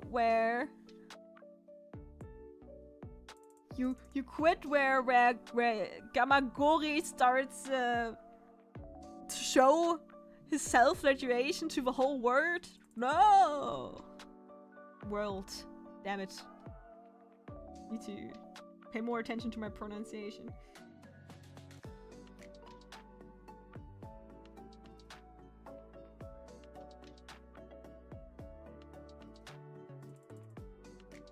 Oh, okay, I thought you dropped it. You stopped watching, you didn't drop the show then.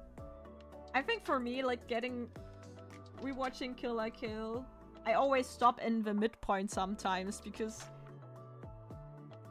the second part of the series has some of my favorite moments, but I also don't feel as passionate about it as about the rest of the show. Like, it has both the best and the worst moments in it, I guess. Like, I really don't like the, It has the trope of the main character going into, like, a complete, how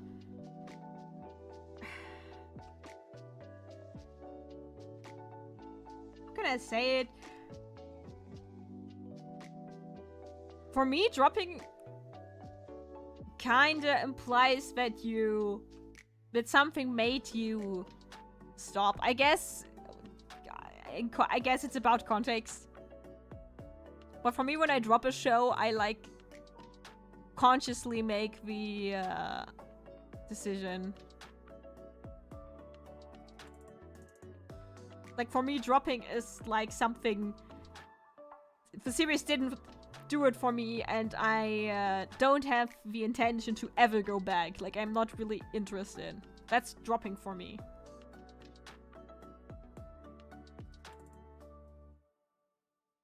Like, if I just stop watching, I basically just put the stuff on hold and will someday get back to it. But dropping is like, nah, I don't really, that's not for me. I'm not interested. I'm not gonna watch that again. Or sometimes subconsciously dropping it kinda does that for me too.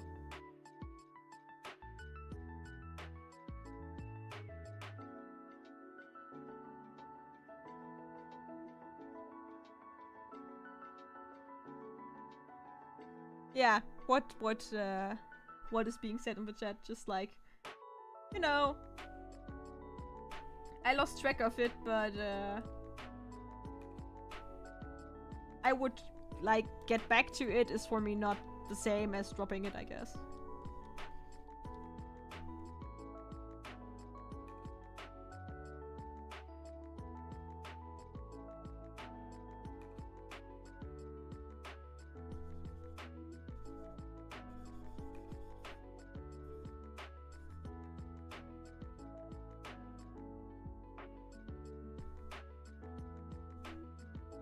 But I mean, that's just like a semantic thing.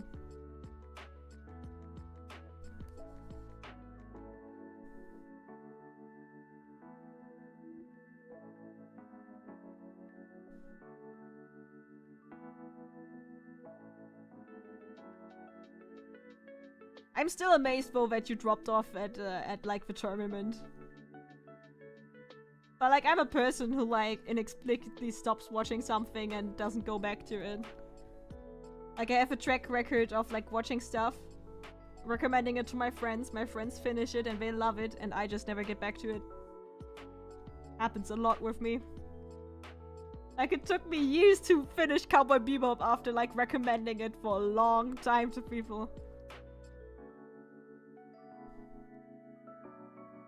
But it's also kind of funny, so I like doing that.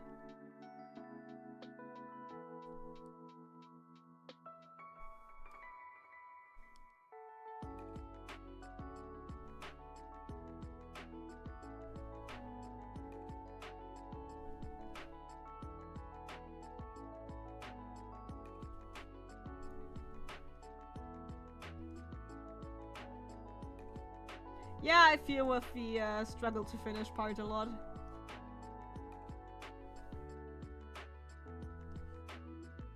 Like, I have that with games more than with anime, because usually I only intend to watch something through that I'm really, like, passionate about. Or I'm really interested to see what's happening. So it rarely happens with anime these days, but with games, I have it a ton.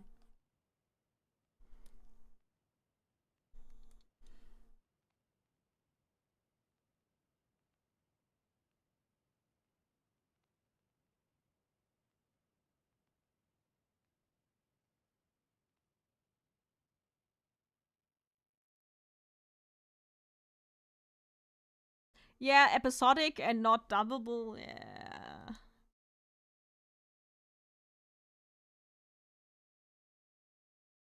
I mean, if you don't like binging it, you can just watch 1 or 2 or 3 episodes a week and then slowly make progress. Have it like a long time watch. Just make a habit out of it.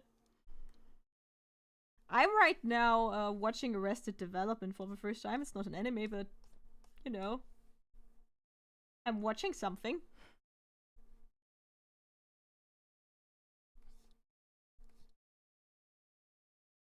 Okay, 5 hours to finish Silent Voice is an achievement.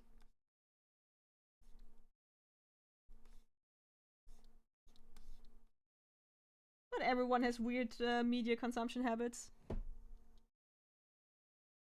Yeah, my anime list. I need to like update my anime list sometime. I haven't checked on it for a long time.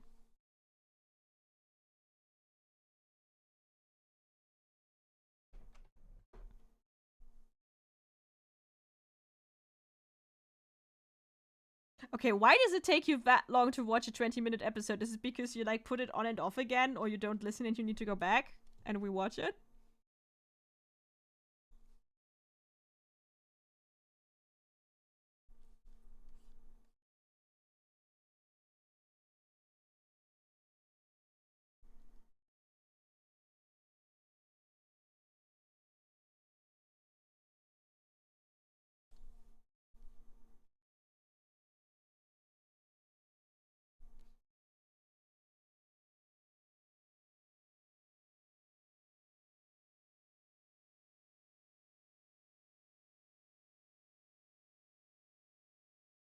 I think I'm getting more satisfied with the pick as I continue to like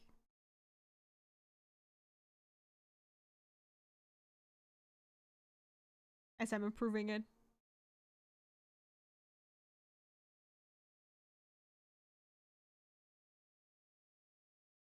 I step a lot so I can listen to music and that kind of stuff. Oh, so I mean, that's logical that you then cannot like watch it straight.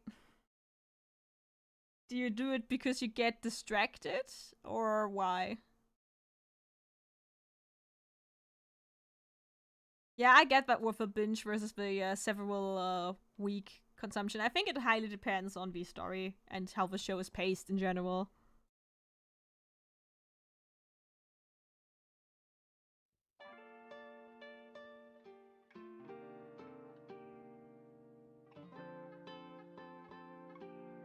I'll do her eyes last, I think, because I want to color that more similar.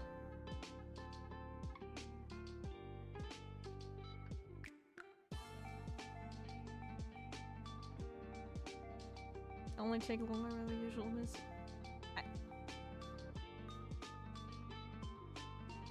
Oh yeah, Call of yeah, that has a strong vibe.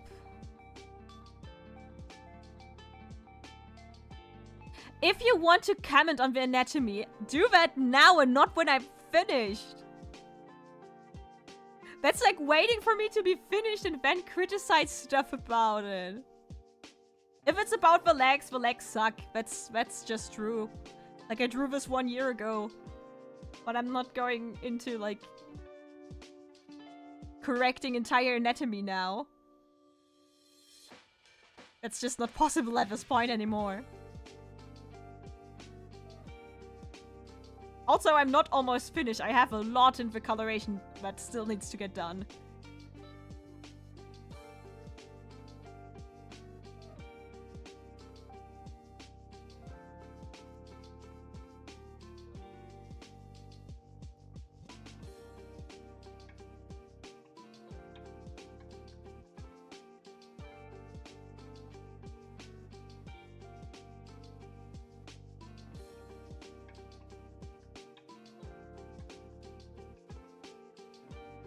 I still need to finish Call of the Night, by the way.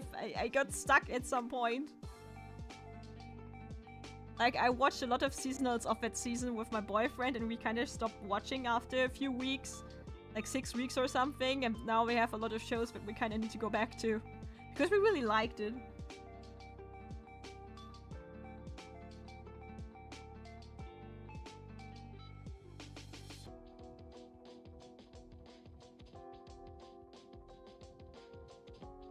Am I in the right? No.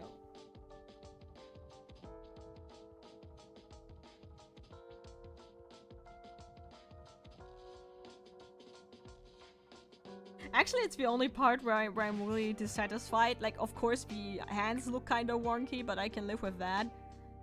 But I don't like the legs.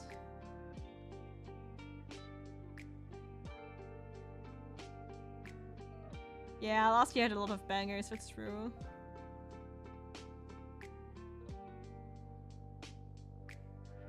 It's kind of hard to go back. But I need to. I really want to finish some of the stuff.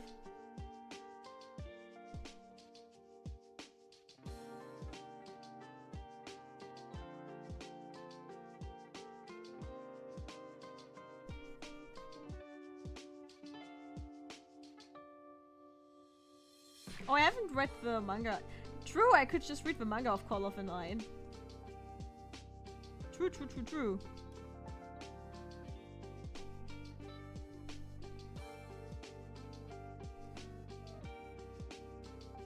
I have a feeling I used that one.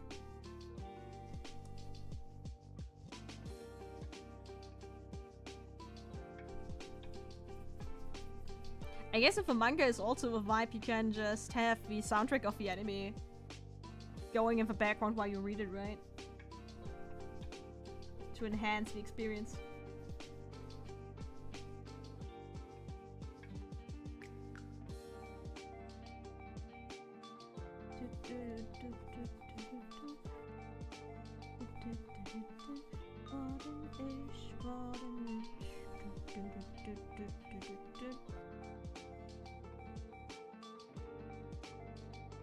Oh yeah, that really hits the spot. I'm just really into vampires. Like if you want to make me something watch that has vampires in it, you basically just need to be like, yeah, it has vampires in it and it doesn't suck. Then basically I'm gonna watch it.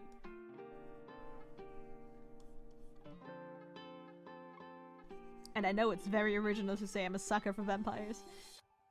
I don't even know why. I guess I just got primed at some point in my youth.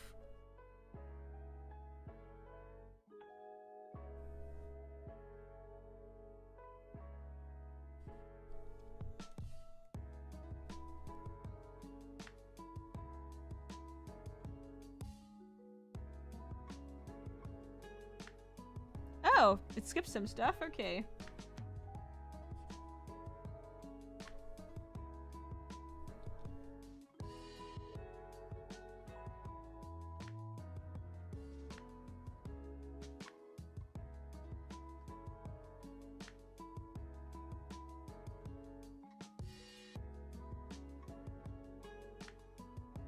When it comes to like correcting illustrations, at some point I just tell myself that I cannot correct anything more. It's like, I have one illustration where I just kept correcting it and kept correcting it, and I had to go back to the coloration to adjust to the corrections that I made, and then I made other corrections, and it just sours an art piece at some point. It'd be like, sketch phase, I can do all the corrections I want to do, and if it's something that's easy correctable, I correct it like in the coloration phase too. But at some point as an artist, you just need to be like, I need to finish this piece. Otherwise I'm going mad and I will hate it. You wouldn't call yourself a vampire fan per se, but then again, Hellsing Ultimate's my absolute favorite anime. I love vampires. Vampires have such a vibe. And I really like all the metaphors that are in there and the possibilities. I just love it. Did you watch Bocce the Rock? Yes, I finished it completely. That's actually my anime of the year, I think. It was so good. And Bocce is such a vibe.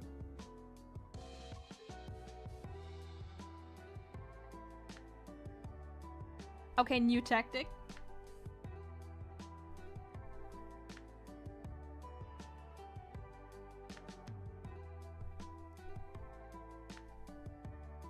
I'm going through every single layer. Because I actually kinda lost, I lost my way. And I cannot see, where I already finished, in quotation marks.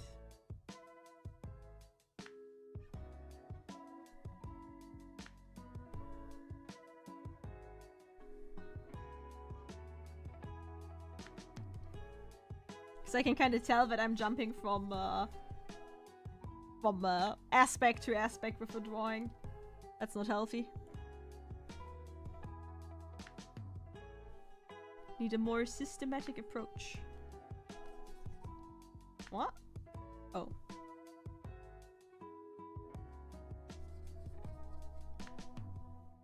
You could just start naming layers. I mean, I have like names on the main ones. It does have, that's true. Like, I have some really organized files. I think with this one I tried. Like, some layers are named, but it's when I'm really into the deep workflow, I just forget all that, and then I don't need them as much anyway.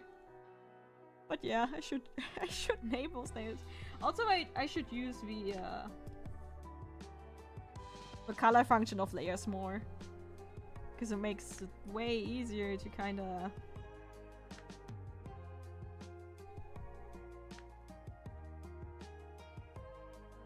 Oh wait, I'm in the... Oh, whoops.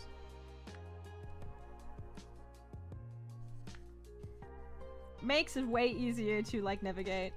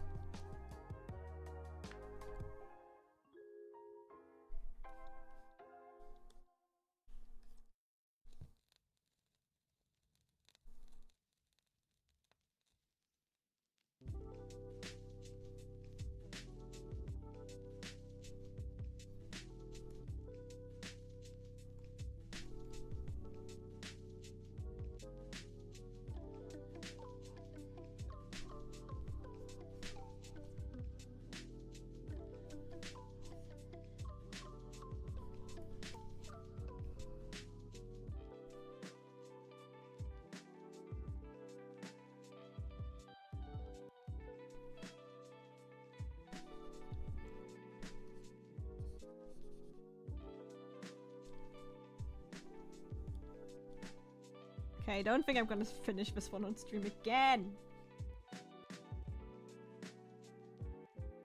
Damn it.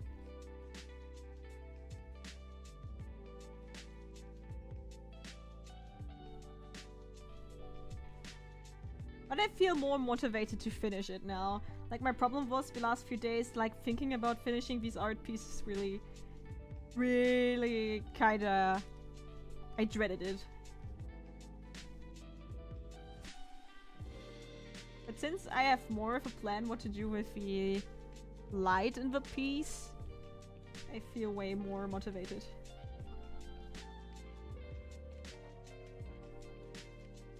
Also, I need to clean up a bit of the hair. When it comes to, like, the line art. I could swear I did this before.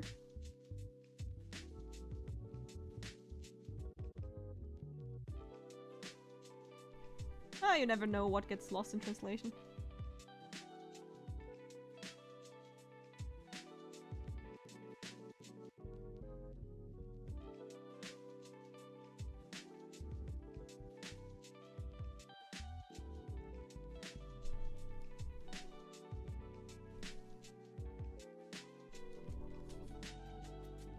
It was a pain to color all the triangular shapes and to, like, draw them.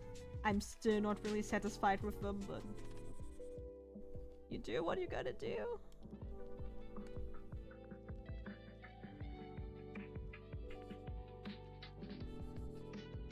Okay, I think I'm actually gonna reapply the light on these parts completely.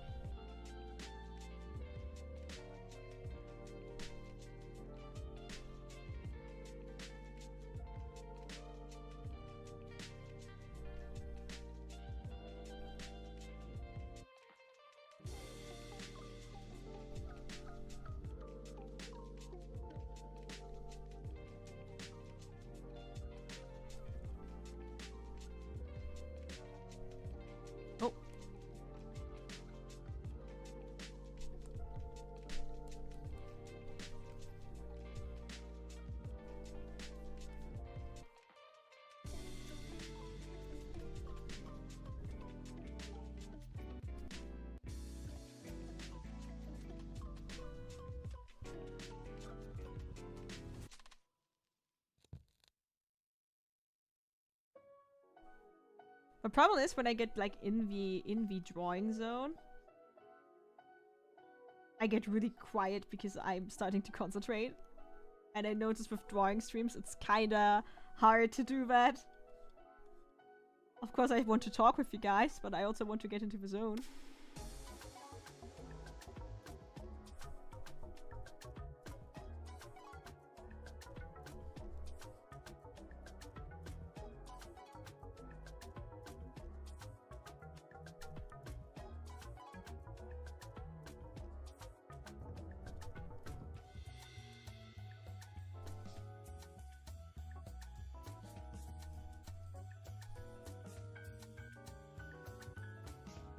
I think if I keep drawing like this, in half a year I will have made a lot of progress.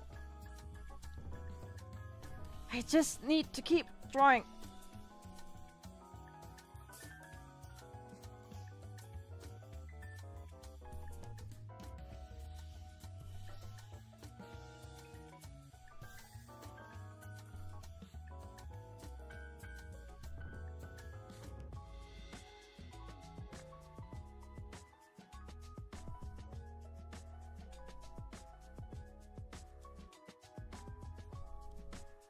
Boy, that Vocaloid Lo-Fi beat playlist is a godsend.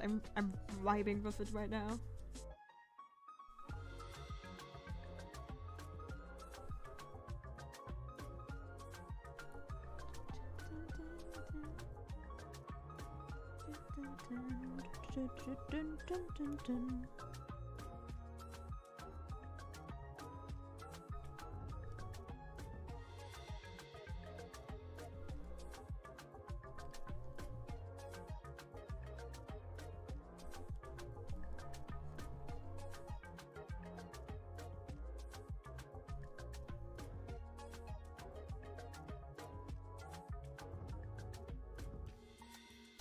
Oh boy, I tell you, like, starting to think about that, like, other materials in the art piece obviously also reflect light.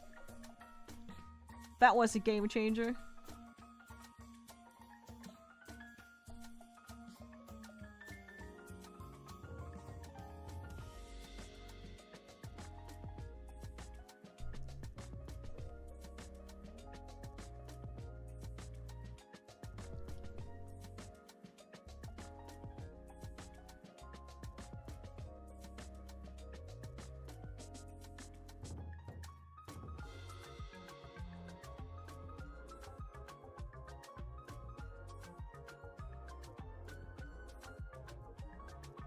Bounce light is fun, yeah.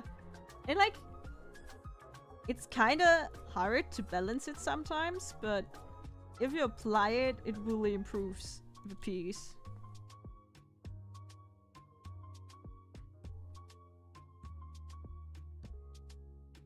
Okay, I need to carve out the fingers more here.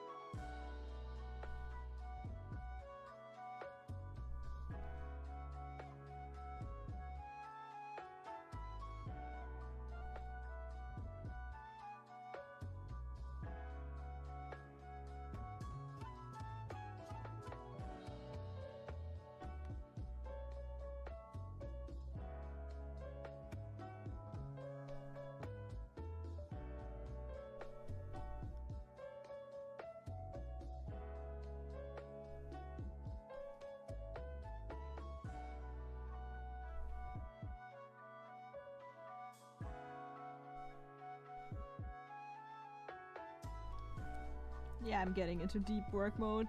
Sorry, guys. I'm getting quieter because of that.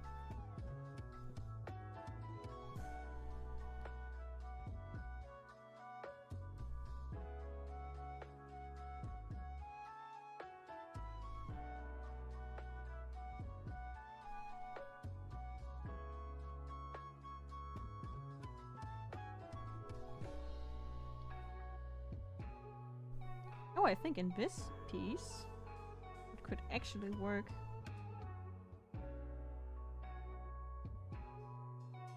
No worries. Good to hear.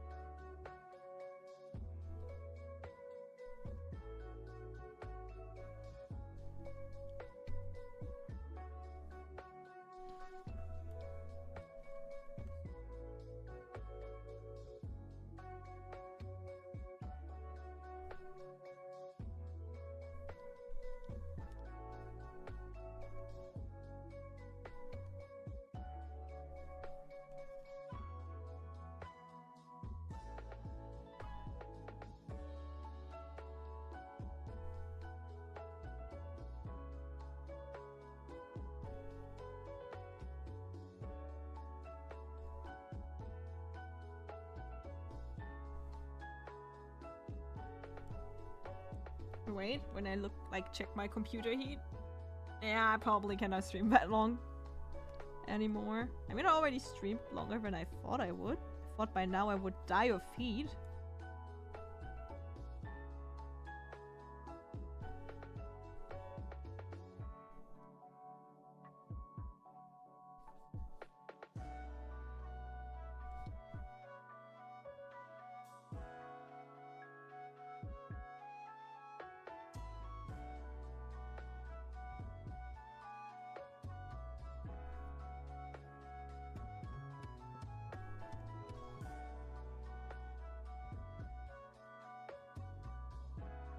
I don't know. Like, my computer is moderately hot. But, generally speaking... Why does Windows show me, like, economic stuff instead of the, weather? Ah, 25 degrees outside. Hey, Lucy! How's it going? Why do people always enter when I'm like, oh yeah, I think I'm gonna end soon? Makes me feel bad.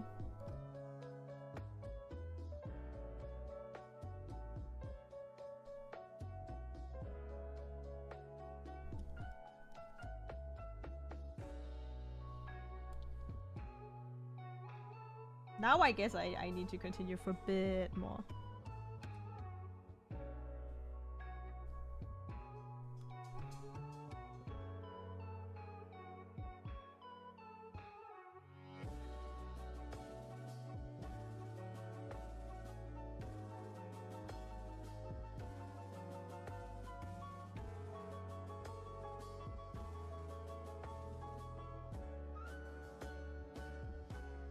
You're sitting fine. Guess that's good.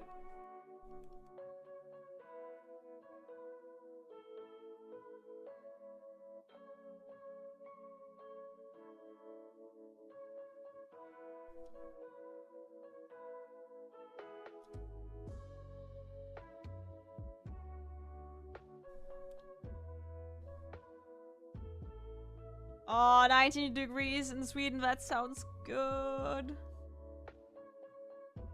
I'm jealous.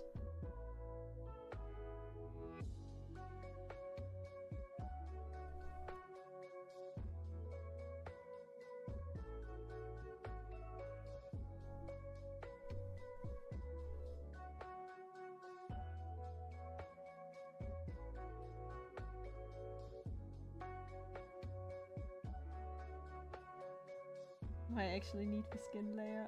Where is it?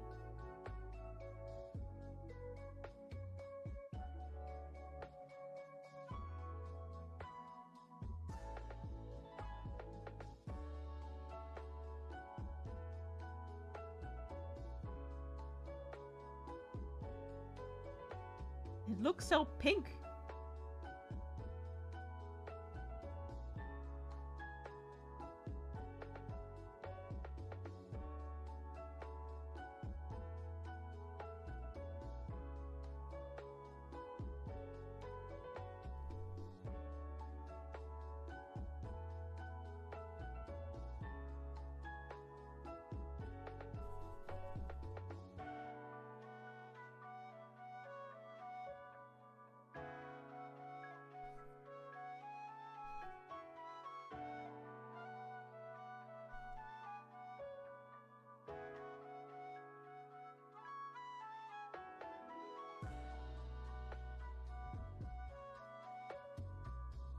$13 degrees.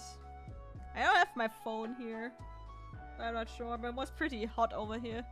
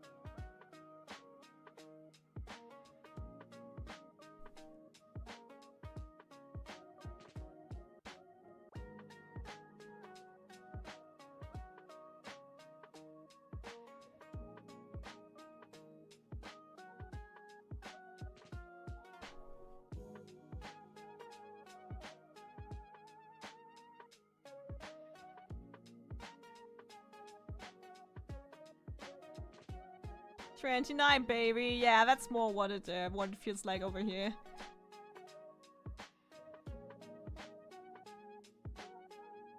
Yeah, I spend most of my day driving in a car without, like, air conditioning, so I had my fair share of heat today.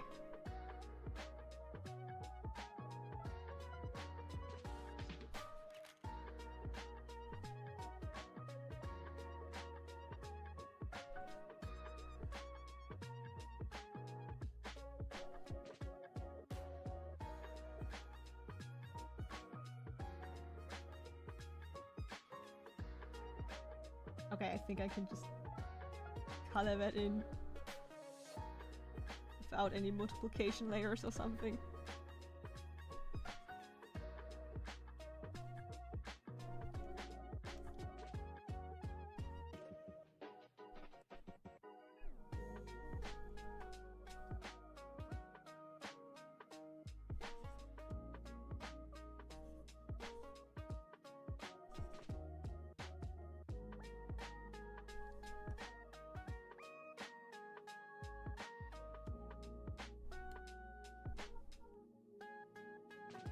Oh no, I think it could be a bit colder, but otherwise I'm actually digging the weather, especially when you're like running around late at night.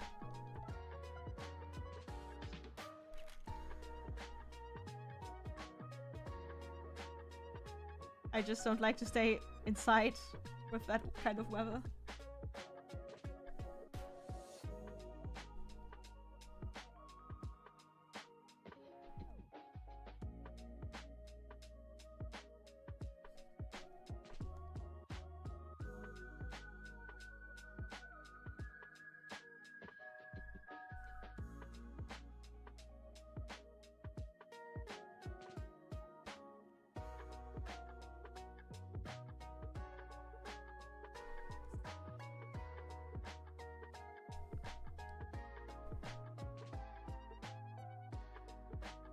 I don't know, I think I like when and if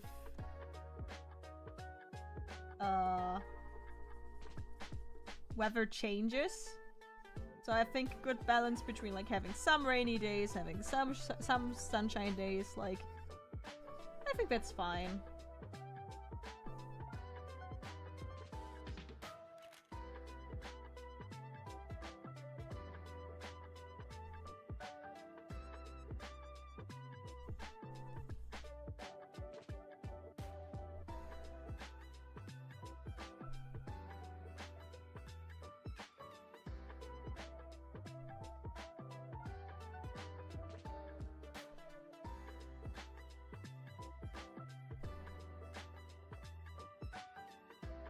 And I mean, the thing is, the vegetation outside really could need a bit of rain sometimes. I guess that's my biggest point. Because I don't like if the, like the grass gets all withered and stuff. That just depresses me.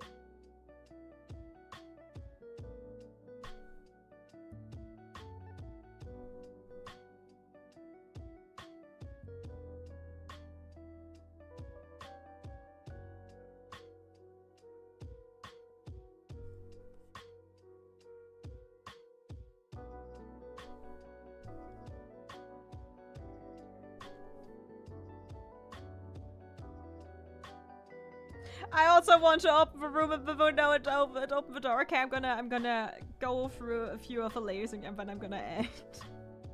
The moment when your boyfriend gets on stream to remind you that there are real life needs.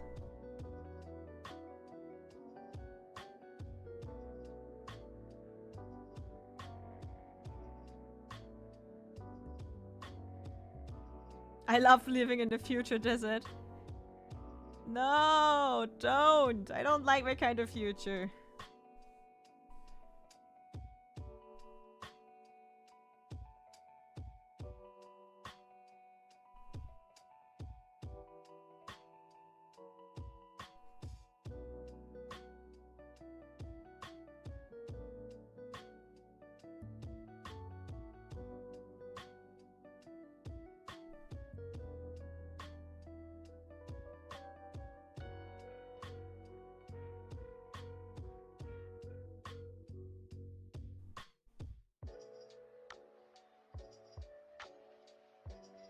Gonna be done soon, I promise. It's hot, we have to Stoßlüften. That sounds like a weird meme.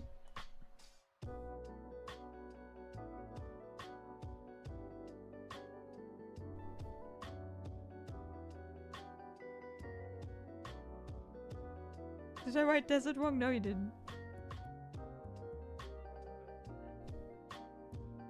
Yeah, dessert sounds like a pretty good idea right now too.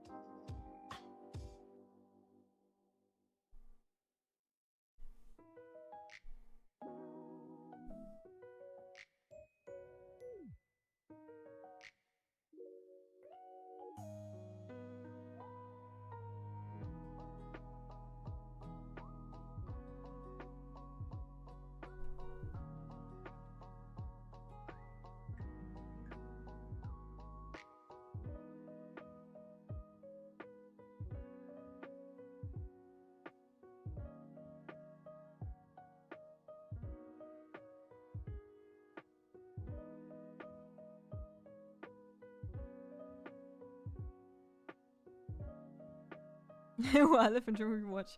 Ah, okay. Oh no, all windows are on the same side. That's really bad. I feel for you.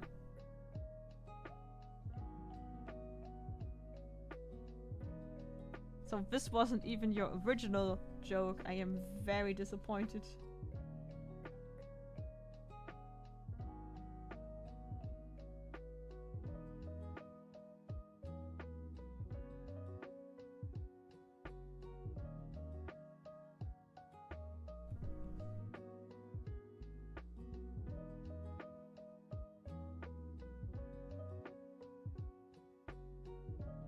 I mean, you can come in and open the door and open the window, I guess. You're not too loud over there. And you don't need to wait for me to finish.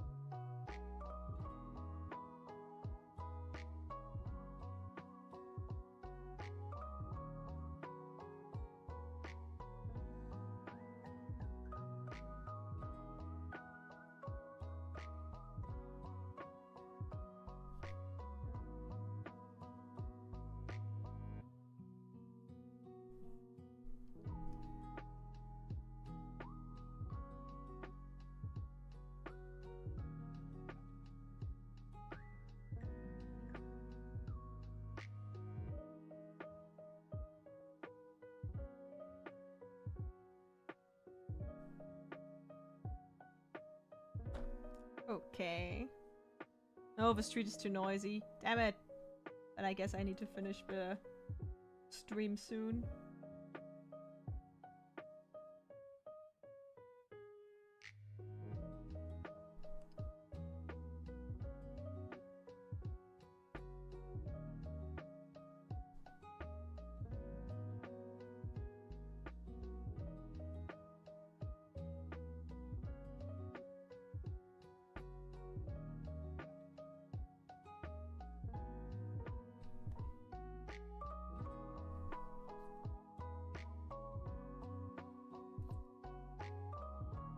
No! I mean, hi, but no, I'm gonna finish soon.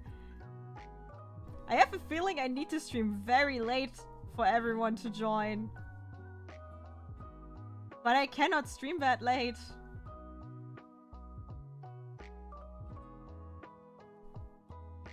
Why is everyone coming in so late? I mean, thanks for coming, but still.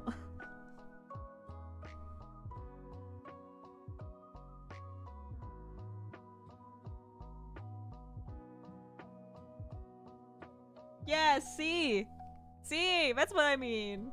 People just get sad then.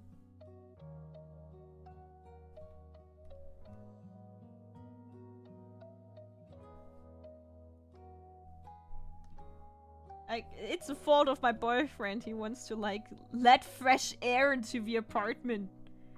Weirdo.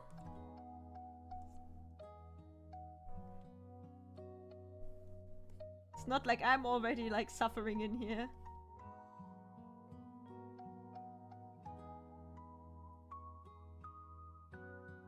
Oh yeah, it's made out of some kind of metallic form.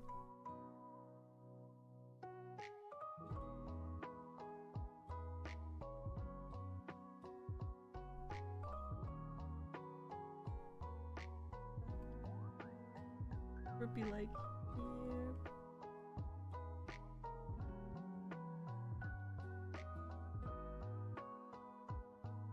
There's some red missing.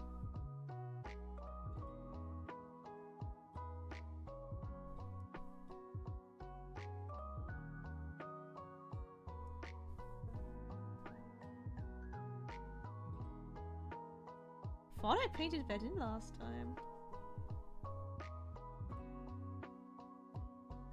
Maybe it's not the red that is missing.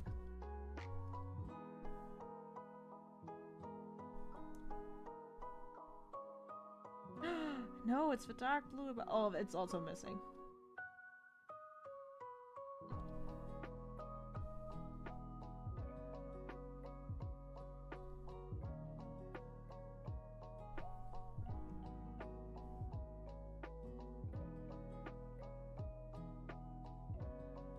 Oh, you couldn't join earlier. I hope you had fun with your guest, though.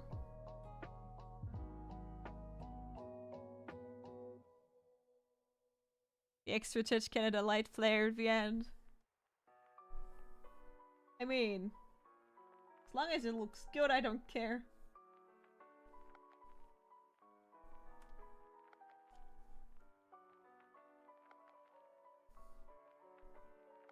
I mean, I'm hating the illustration less and less, so that's a good thing.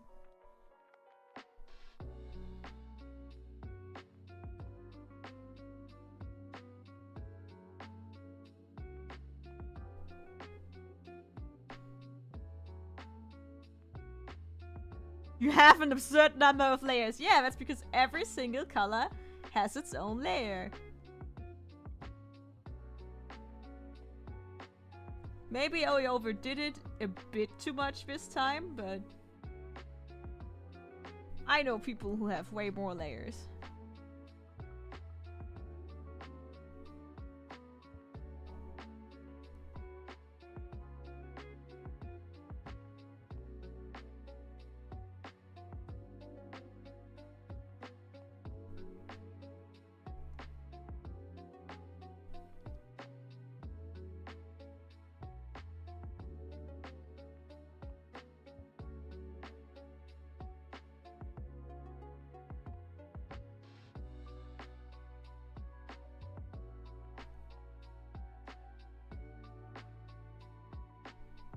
And I still know where I need to, like, operate to get, like, the, Imagine having to bought a lot of layers, right? Talked, ate pizza. Pizza is very good. Pizza, dude. Watched for some short movies and for car chase from Guns with Cats. Good times. There, it sounds like fun.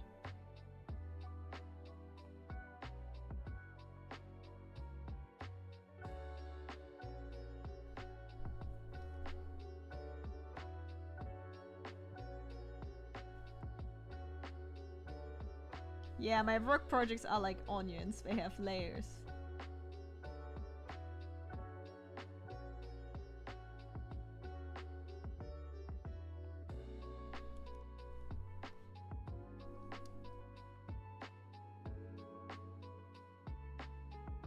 I still need to figure out how the yellow light reflects on these dark stockings. It doesn't look right. Like, maybe I need to make it colder so it looks good.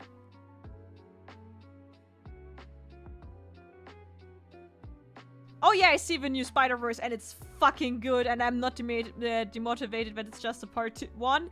I am highly motivated that it will get a part 2.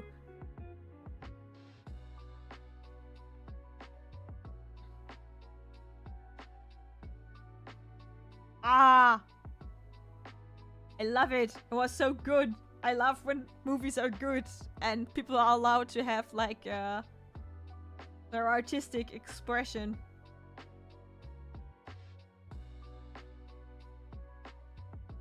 Okay, now that I have the entire context.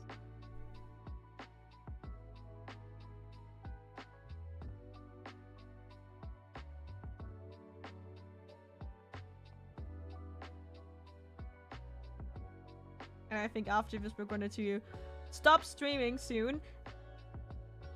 If you don't have any, like, conversations or topics to kinda lure me into. Yeah, I guess I just need to, like, get situation out of it. Because it's a darker color that kinda just eats the light, basically. So it doesn't shine as brightly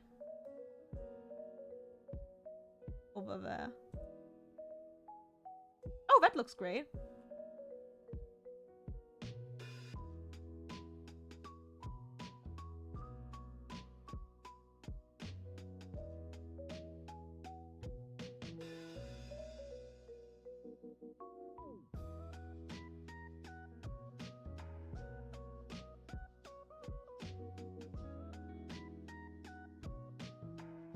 Better.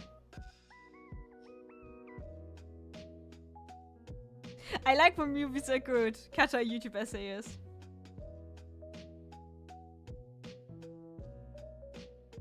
Where's the Miguel fan art? I don't know. I have my set fan arts that I need to finish for Vidokumi. I mean, it would be ultra fast to have like a fan art made available for then. I think I wouldn't do Miguel fan art. I think I would Gwen fan art. I would do Gwen fan art. And like use one of the very moody color palettes they use.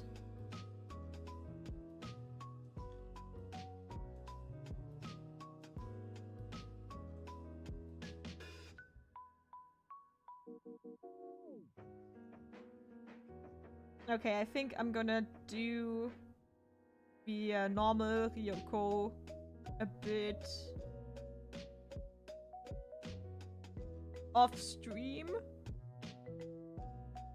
And do the same what I did with her, just go for every single layer again and kind of do clean up some stuff. Spider-Punk fan art. Oh yeah, true, Spider-Punk. That was like my favorite Spider one that was added in new. He's such a vibe. He's so dumb, I love him.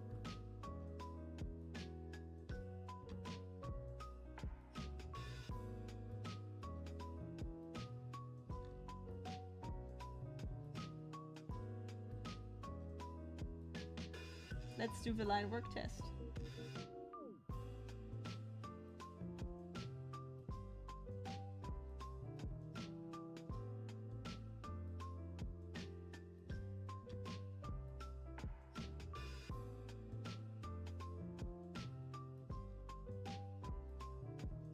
Yeah, I think I used...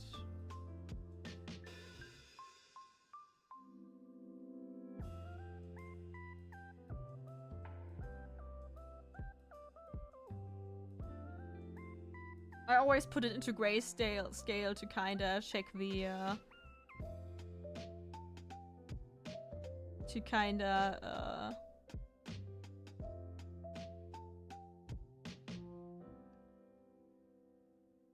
what did I want to say? I always put it into grayscale to kind of check the contrast of the piece. I think I could have a bit more, but it's already looking pretty good.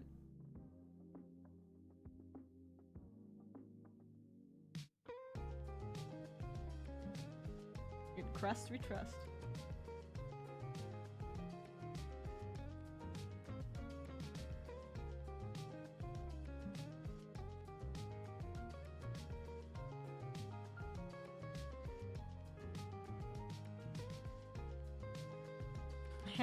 The Spider-Punk even listen to Crust-Punk, who knows? Yeah, it sucks if you cannot really watch original dub.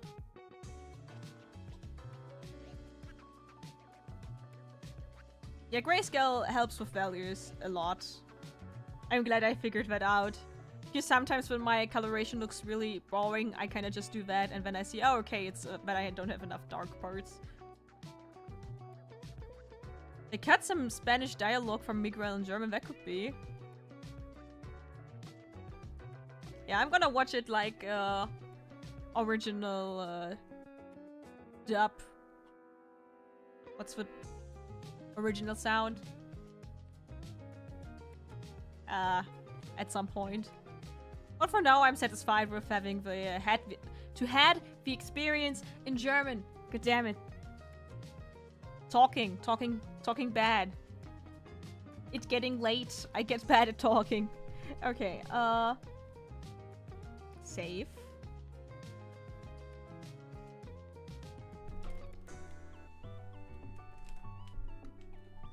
I put the tablet away. I think this is coming together slowly.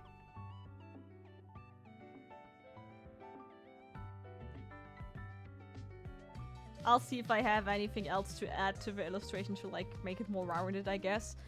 But yeah, I will clean up the coloration on the other Ryoko. Then maybe go in and add some more value to add contrast. I'm not completely satisfied with the background yet, but it's basically the ground idea. Maybe I'm gonna take some of the string and make it a foreground piece, or maybe make it that it follows more the linke degree. Oh. Fuck! I cannot speak English anymore. The general Beastars background, yeah. The general direction of the feed. It's what I did here with the scissors.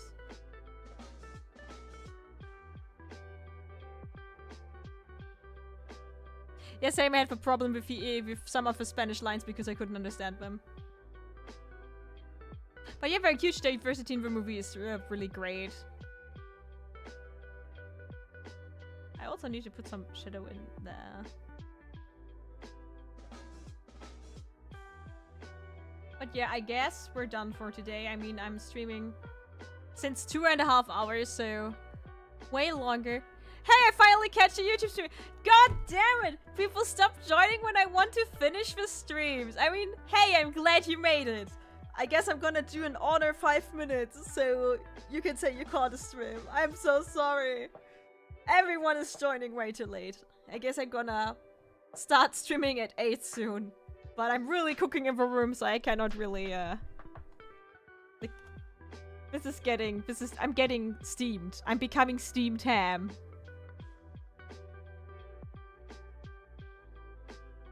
At least the tail end, true. Yeah, the Indian Spider-Man was also fun.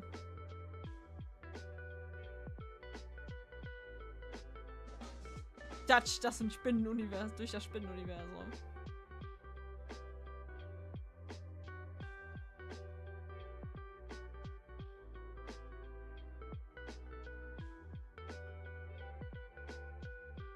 But yeah, after I finished all the fan arts and the art pieces for the dokumi, I think I'm gonna go into a practice phase again, because I want to kinda nail my proportions better. I mean, this is a very old piece compared to my newer stuff. Stream tam. Oh no.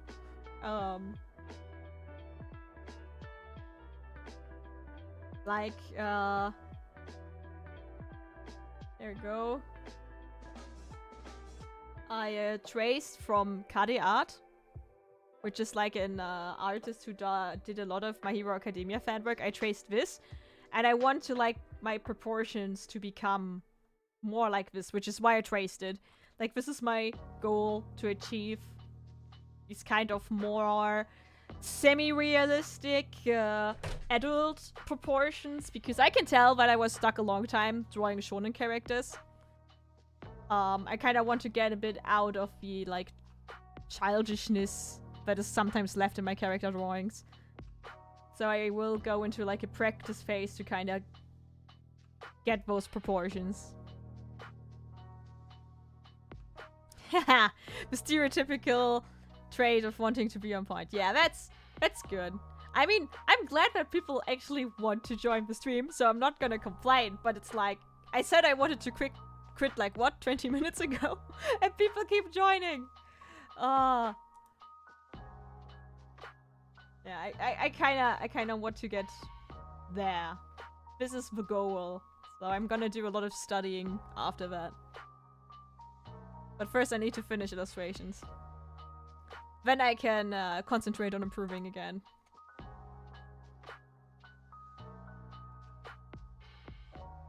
Also improving my hand and feet.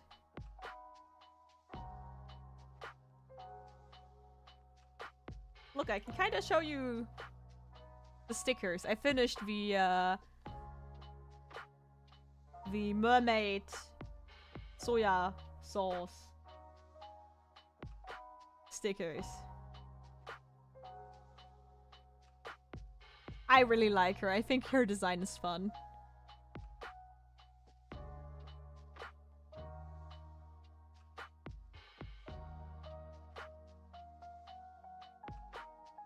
Looks delicious, doesn't it?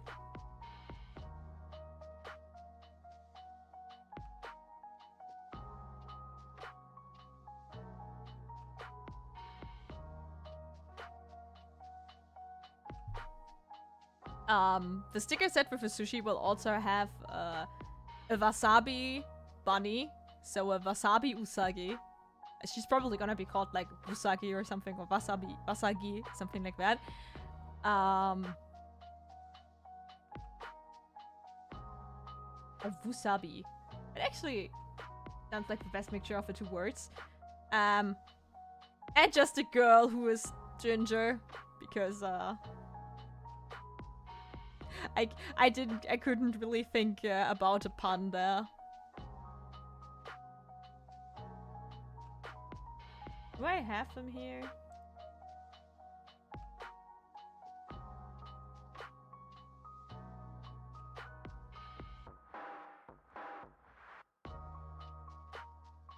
How did you call the Bakugo body type again? I didn't call it like that. A Twitter user described it as big titty, small waist. And yeah, I'm also gonna try to like practice different body types. That's also a thing I want to like have a bit of my work.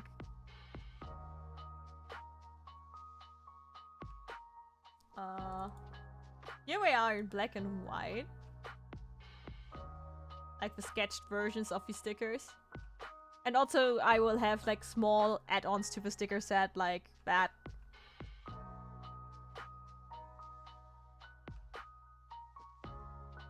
Yeah. Wait, didn't I already sketch the other little things? No, not big fat cow body type. That's not gonna be in there.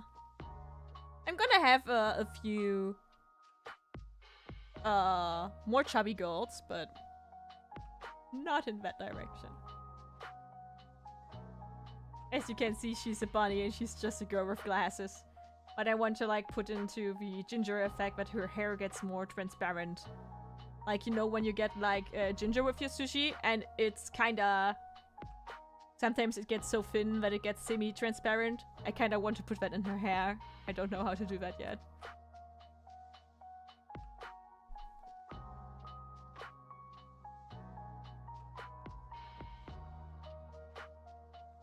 Yeah, other than that, I'm gonna... Oh yeah, that's like a thing. If you come to the Dokome and you can identify yourself as one of my followers, I will give out the Katta gacha sticker for free. Because I'm gonna print them, because I think this is actually really cute. And it looks really good when printed.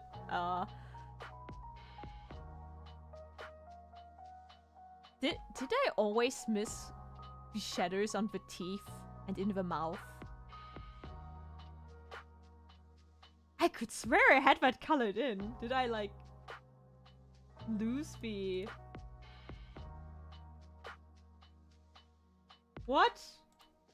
Okay, you will get it colored with, like, the teeth colored, but yeah, that's like a sticker I'm gonna give out to people who follow me.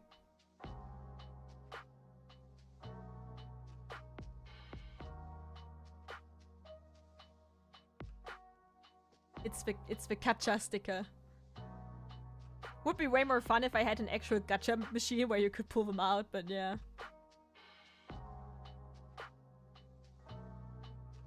Although the chibi of the sushi waiting to get eaten. Which one? The, that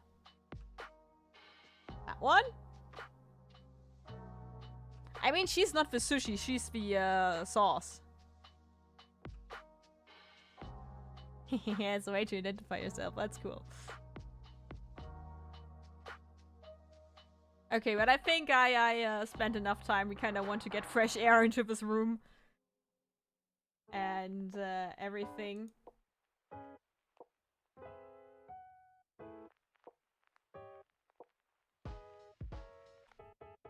I mean, I met you on a con before, so I think I'm gonna remember you. I think. I hope so. I sometimes get really awkward and confused in real life with people.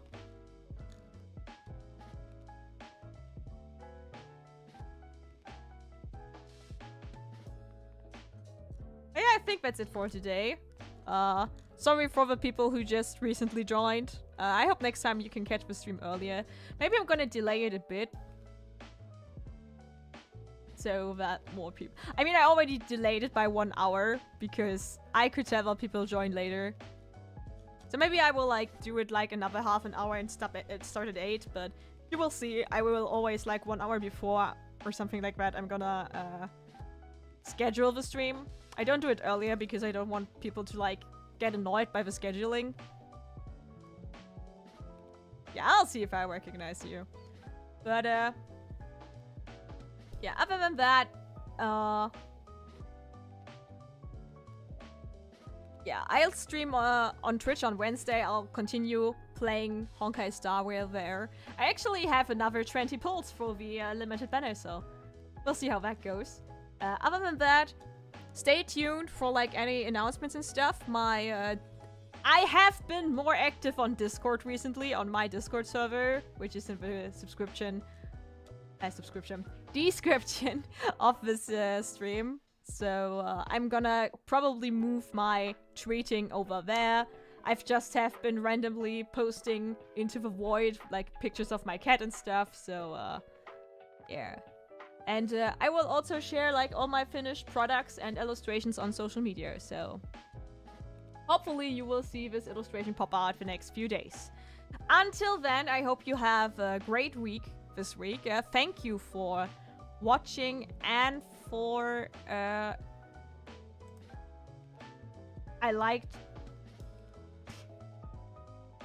Wait, why does my computer know that the air quality is bad? Anyway, I hope you have a great week. That link doesn't work? What? Okay, I'm gonna fix that on stream.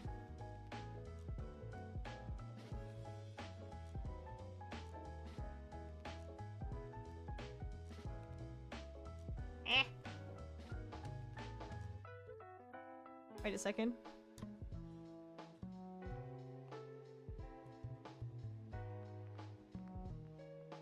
Why doesn't it work?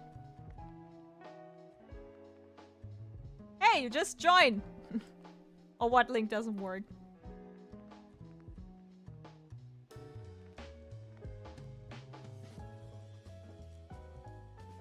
Only the dresser. Okay, that's weird. I mean, if needed. I'm gonna renew that one now. Maybe I posted the wrong one.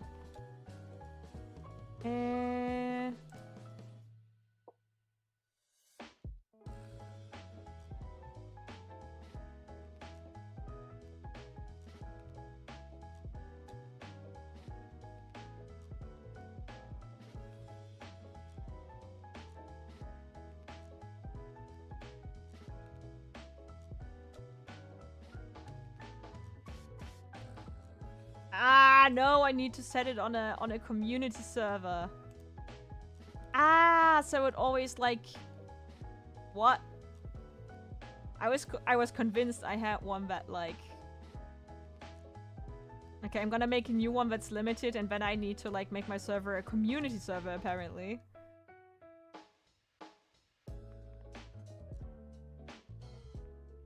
So, wait for it. Any second now. I just need to get into the studio.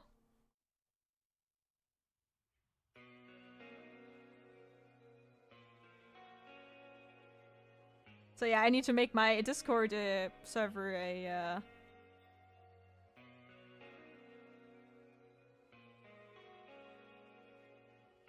the sea wants fresh air, yeah, same.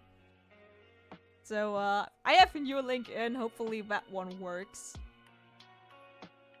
But I'm gonna turn it into a community server. I think that feature is fairly new. That's why my server isn't a community server yet. So the link can be permanent.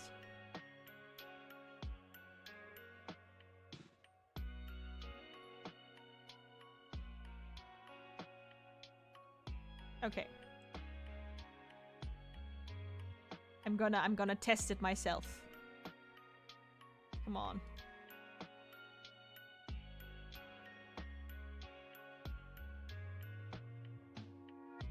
Please work. mean, I'm in the server. Does it even... I think I cannot see if it doesn't work.